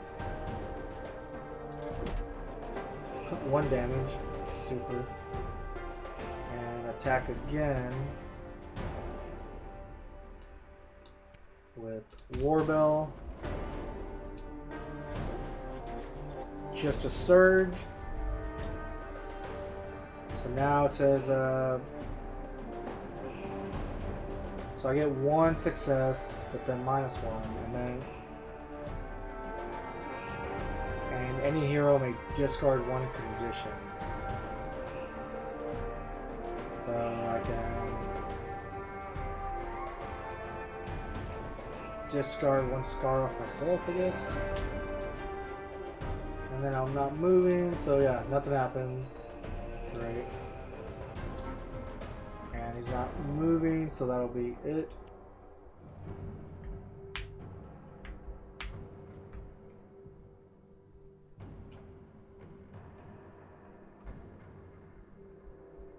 The Zealot's dark droning prayer continues, robbing you of strength. Resolve infection and terror, which there are none. Each hero may discard 0 fatigue. Okay, so the green one wants to... Oh man, so he heals the Blood Witch 2 health.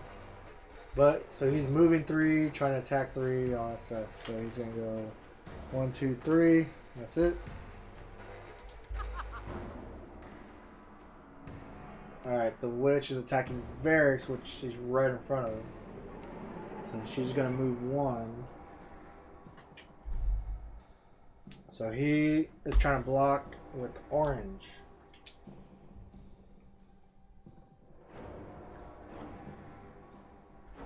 So I got 1 success with potentially 2 more. So right now I'm just taking 3 damage. So I think I'm just going to take it.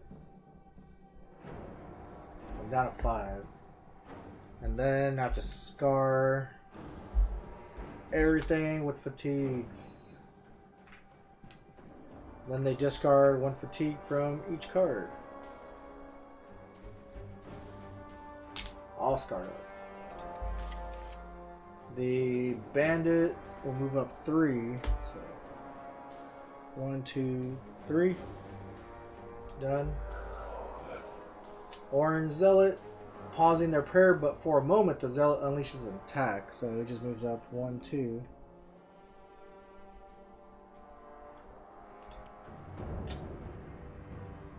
Alright, where's this fireball going? So Cirrus gets hit with it, so I have to flip 1 card with the Scar token on it.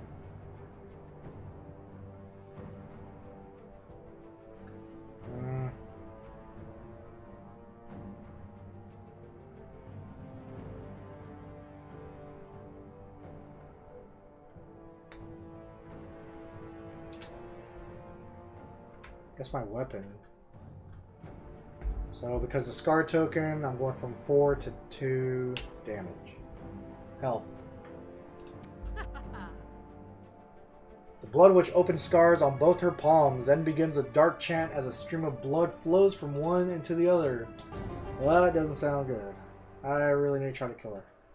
So let's start with Varric, see if I can expose her again. I'm pretty sure everything went away now. Okay. So Varric's is already adjacent to her, so he's attacking with the Warbell. So let's see, Varric's Warbell attacking with blue. One success, and I can upgrade one, which I will do. I just end up getting 1 total. No damage. Yay. Alright, let's attack again.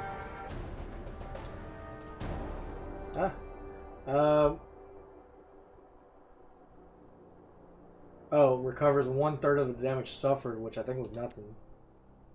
1/3 of 0. You got it. Alright, attacking again, come on. So I can upgrade one and then I have a surge. So I'm getting 1 attack and then I can remove a condition. Let me do it on Cirrus. So confirm. 2 damage, yay. Now I'm not moving, so now it's Cirrus' turn.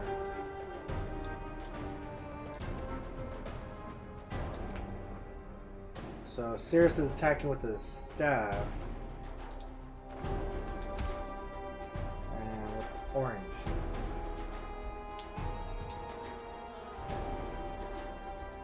Potentially 2 to upgrade, but I have my ability where one of those will be 2 instead of 1.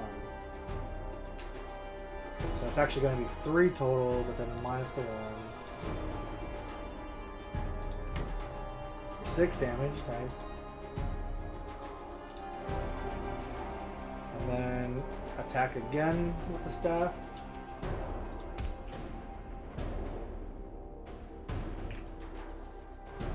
One success, 1 surge. So let's see. So it'll just be 1 total, and then I may move 1 fatigue from 1 card to another. So I'll do that. Confirm. 0 damage. And that is it for me. It's a slow battle. I feel so weak. I don't have any of that stuff. So nothing's happening. Let's see, that's green is moving up 3 as he heals a witch. This guy's jumping down, moving 3 total, so 1, 2, 3. Still can't attack us yet. Wow, she's moving 3 now. The Blood Witch cuts off the flow of blood by making 2 fists, then thrusts their hands forward with the surge of dark energy. So she's targeting Cirrus. So she tries to move 1 away, but she's impeded. And does so the target scars 1 card. So I only have 1 option, which is... No, I have 2 options. I'll do my staff. And trying to block 4 damage. So I got 1 and 1 surge, which is going to be... So I'm taking 2 hits. So I have 2 health, so that puts me at 0. So let me... Whoops. Let me wound him. Wound Cirrus, yes. Gains a frustrated injury.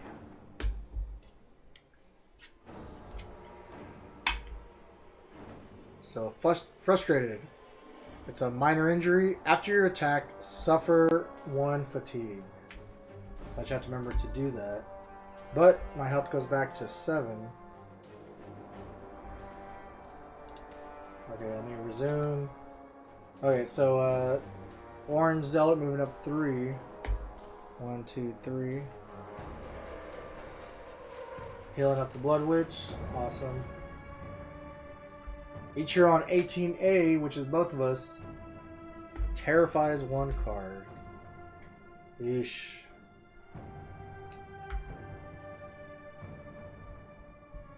Alright. Continue. Every foe turns their gaze on Cirrus as the Blood Witch calls out a command. Oh my god, alright. Yeah. Get on with this. So Cirrus is...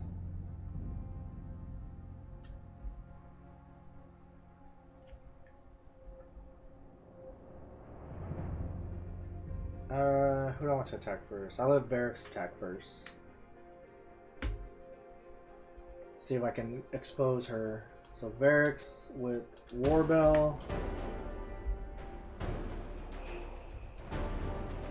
1 success and 1 surge. Which I'm going to use my Warbell surge. So there'll be 2 hits and she is now exposed. Confirmed. 7 damage. There we go. That's nice. Alright, let's attack again. Warbell. Just a surge.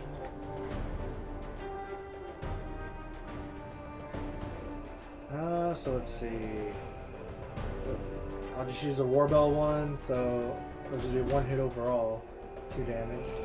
And then he's not moving. So now Cirrus will attack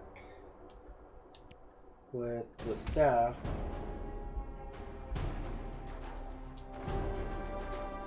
Two success, and I can upgrade 1 with my Empower to be 4. So minus the 1. 10 damage. Oh man. Then he will attack again. Come on with the staff. 2 successes.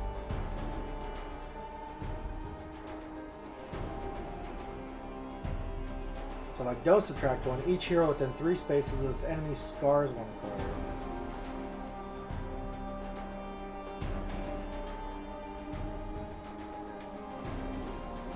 Now I don't know if so like Varix can't scar a card. So can I choose this option? Like if I was all scarred up?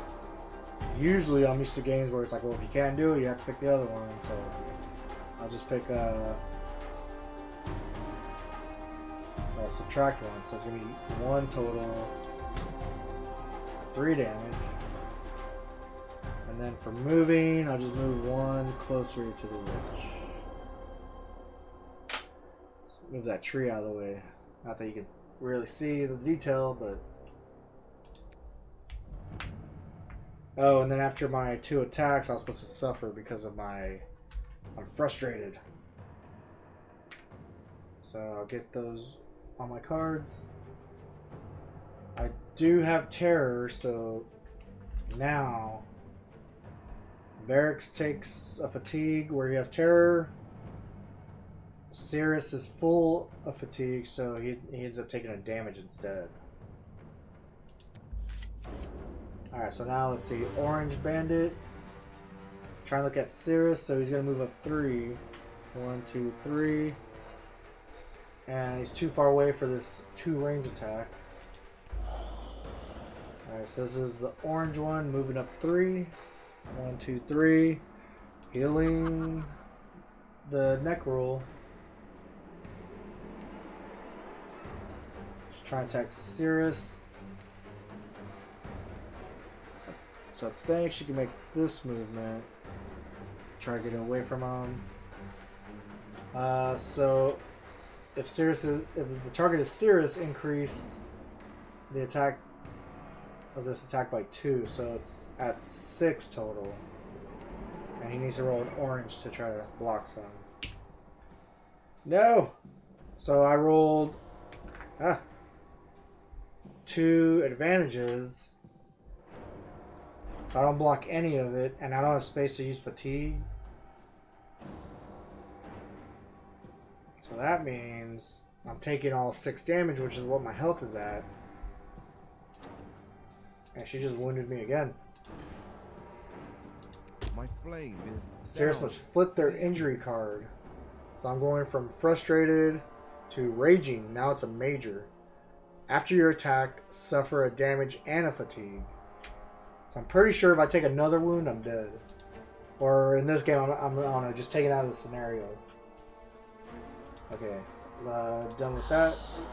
So now the green one moves up 3. 1, 2, 3. As they heal Necro a little bit.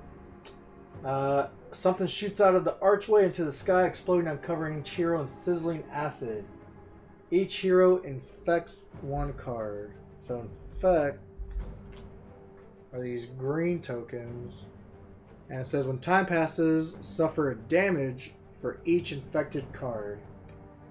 So I get it. I'm taking way too long. Okay. But hopefully I can take her out this round. The green zealot slams their staff into the ground and drones a dark prayer. Hero phase. Let's start with Varix. Smash with Warbell. With blue. 1 success and 1 surge. So using the Warbell, 3 minus 1, which will be 2. Exposes her again. Confirm. 5 damage, okay. And then attack again with Warbell. Ooh, I'm all bloody down there, my character art. Ah. Same thing, 1 success and 1 surge. So that'll be 2 hits. Confirm. 6 damage. She's down to 2. Alright, now it's Sarah's turn. With the staff. I'm rolling orange. So I got 1 success, 1 surge, and 1 advantage. I can't do the advantage because I'm all full. But the surge gives me that second hit. Which minus the 1 will just be 1. Is that enough? Oh no. So now I'm going to attack again. I just have to make 1 damage.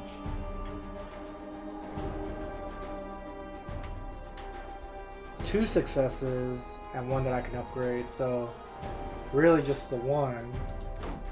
I'm sorry I never. 4 damage. As you toss your final blow at her, she staggers backwards, exhausted. You haven't seen the last of me, Necro snarls. She drags her dagger across her palm and with a twisted smile vanishes before your eyes. From the archway there is a rubble as the shimmering red surface crashes to the ground, sending a wave of blood over you. The heroes win. We did it. Oh, I totally forgot that I had the raging injury. So that first attack, I'm taking 2 damage. And then, yeah. Shouts of alarm become cries of happiness through the forest as members of the caravan find their missing friends and family. Everyone alive? Unhurt? We'll live. What was that? Utuk magic. Looked like a weak sort of portal. She was talking to a demon, but it couldn't come through from the... Yeah, to here. It was weak. Does that mean she was a weak sorcerer? Is she defeated? No, things are only going to get worse from here. That woman was a blood sister, the highest rank of Utuk witch. She will try again, bigger.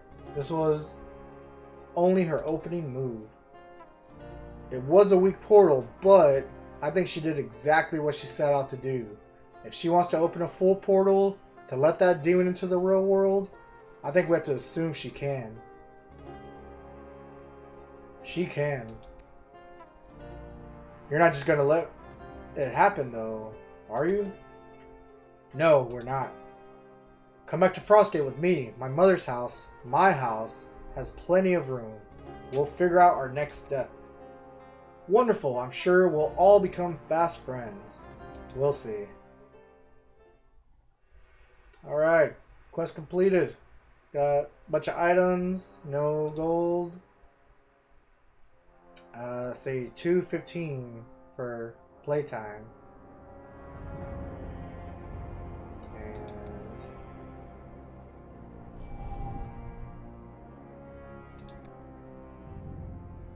And after completing each quest, the heroes automatically travel back to the city of Frostgate. Traveling costs nothing, but the heroes will frequently encounter other characters and events along the way that will help or harm your cause.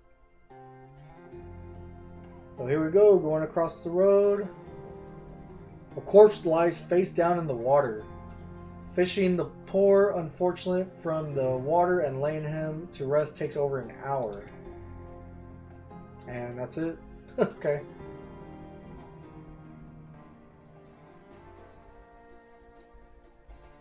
Bryn leads her fellows through the streets of Frostgate. Stone roundhouses mark important clan holdings, while timber longhouses, taverns, and workshops line the streets.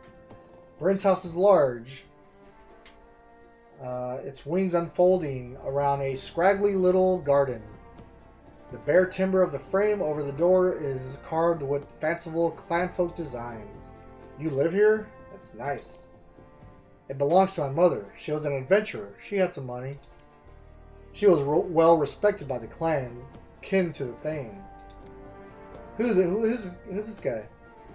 The blonde man with the clanfolk kilt and a warm smile stands in the doorway. Welcome home, child. I like his little red panda. Uncle Ronin! Ronin, these are my companions. Everyone, this is Ronin, a clan mediator and kin to my mother. Greetings to you, Ronin of the Wild. I've heard of you. Ronin of the Wild, eh? I haven't gone by that name in years. Come inside, everyone. The group enters the house and divests themselves of their traveling gear. Soon, all are gathered in the house's long common room. Uncle Ronin, we found a watchtower that has been overrun by the Utuk. We need to send a message to Baroness Adeline. No need for that. You can tell me in person.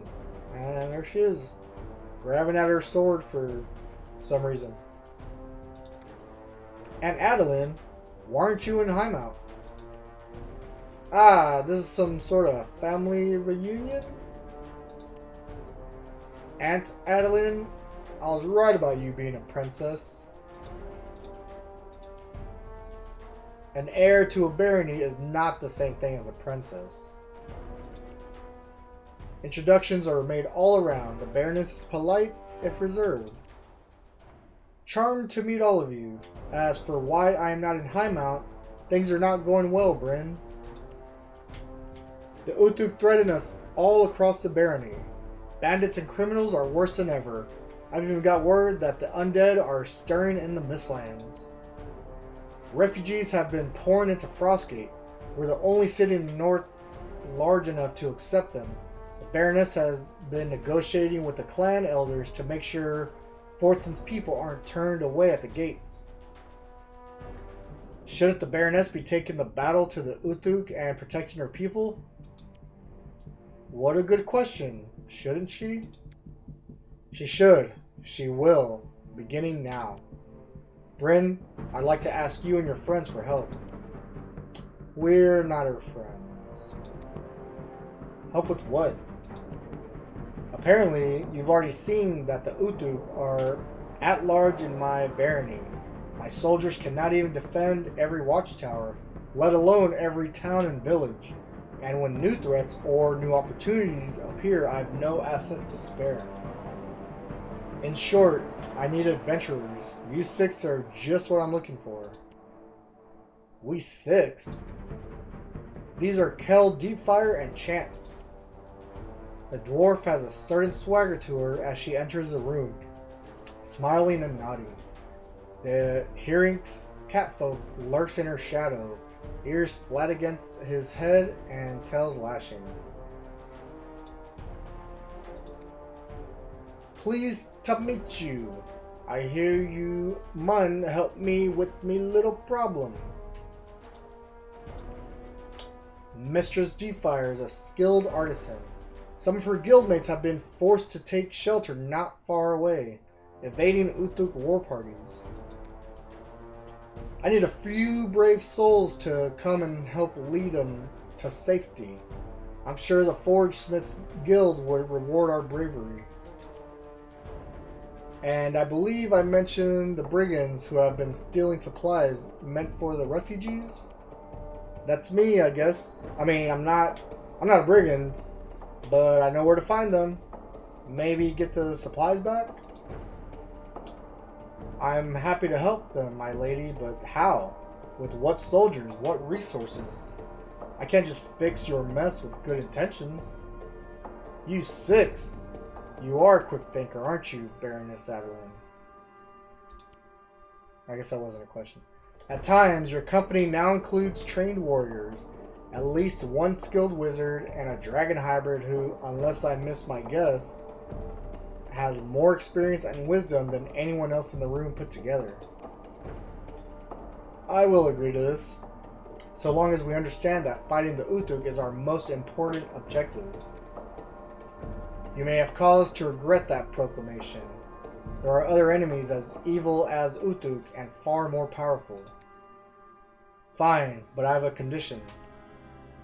We operate out of this house, not Highmount. If we allow Kelly and Chance to join us, then none of them answer to you. We're a company of equals, not soldiers in your army.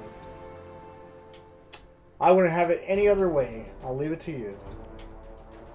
The Baroness and Ronin depart, leaving the four companions alone. Even the dwarf adherents have excused themselves. This is very exciting. What should we do first?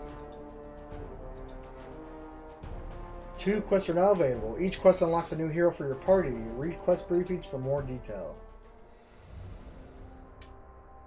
So, welcome to the City of Frostgate. It's just showing things I can do here. And then when I'm done, just click out of here and look at the full map. So, gain the following cards. Looks like some skills.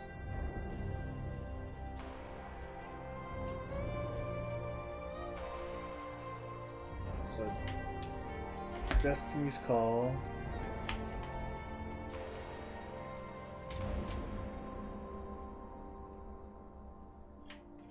Flow, Rallying Cry, and so everyone got a skill. You have now gained 1 XP. Heroes may now use skills with the total amount of XP cost equal to your current XP. So skills are the same way as other cards, where they'll have an ability on one side. You can flip it to the other side. You'll have another ability, and they can also I can put fatigue on them, so even more. I got a little bit more powerful because I can do my bigger moves for longer. Kelly and Chance both start with 1 skill. The I got this and disguise card. Oh, I think I already have that somewhere.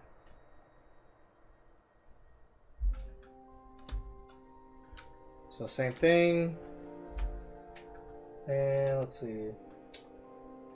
Alright, and then the game leaves it up to me if I want to try to make components. Here is just where you put them together, where you decide what's on your weapon, but actually, so I found the wand. So they both do 2 damage. So let's see, this is for Cirrus. Oakroot Wand. So if I want to switch out my, what is this, my Glimmering Wand, I can switch it out for the Oakroot Wand instead. But if I do that, I'll only have 2 crushing weapons, so less variety. It has a longer range. And then the fatigue on this one, it only has 1 fatigue, but it says during your attack, convert the plus into a hit and a what's it called? A surge. So that is interesting. What the heck? I'll switch to it. So now I'll go back. What else do we have here? The market or the shop. So I know I can sell things I have, but I don't know. Maybe if I get desperate for money. What is this? I can buy antidote potion. Looks like I can buy the recipe. And I have what I need to build it. So it discards conditions, so that's pretty nice. And then diamond blade. At the start of your turn, you may discard any number of conditions from this card. So I guess whenever the right weapon is out, it costs 200 to purchase, which I don't. Oh, I can't do any of these because I'm broke. I am a poor man. What's over here? The craft hall.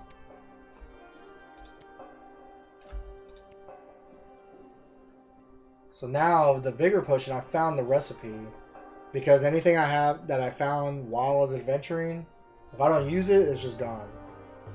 So here, let me make this screen bigger.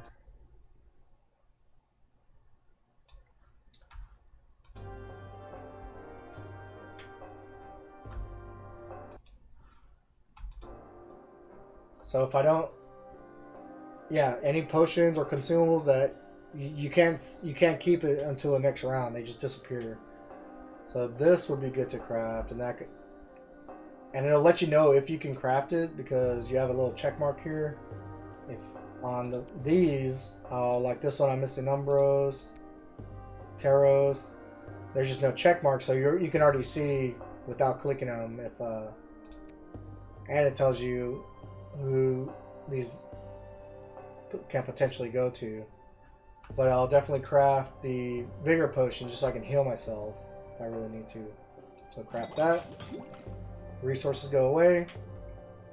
So now I have the potion to show where I have it. What's down here? Inventory. There you go. Consumables. So now I just have the potion. So every time I go in, I can give one of these to every character, every hero. And each one can hold up to 3 consumables. So if I end up getting 3 different consumable recipes and make them, then, you know, I just start with more stuff.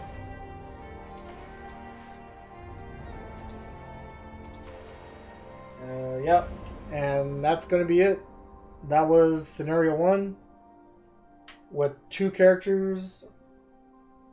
So with this one and plus the first part, I think I had 30 minutes. I was just under, you're probably looking at 2 hours and 45 minutes of me setting up. That includes setting up and picking characters and getting their stuff. But pretty good play session. That's going to be it. I'm going to load this to my YouTube channel later. That way you can either rewatch it on Twitch or my channel on over there. But that is it for me. So hopefully you guys enjoyed it. We'll see if I go through another scenario either tomorrow or sometime next week. So awesome game. App seems really well done. The let me show off what happened. Let's see if I take this off. Yep. Let's see what all we discovered on here. Can I fit this on the screen? Sorry for my head. Let's see. Fit to screen. There you go. Whoop, wrong one. So you can see the table space it took up. But yeah, you definitely need that 3x3 mat. And then just try to line it up with the app as best as you can. Because I started all the way on this edge. In the app, it was showing there's like an inch gap. But I just pushed it all the way as close to the edge. Where there's like maybe like a centimeter.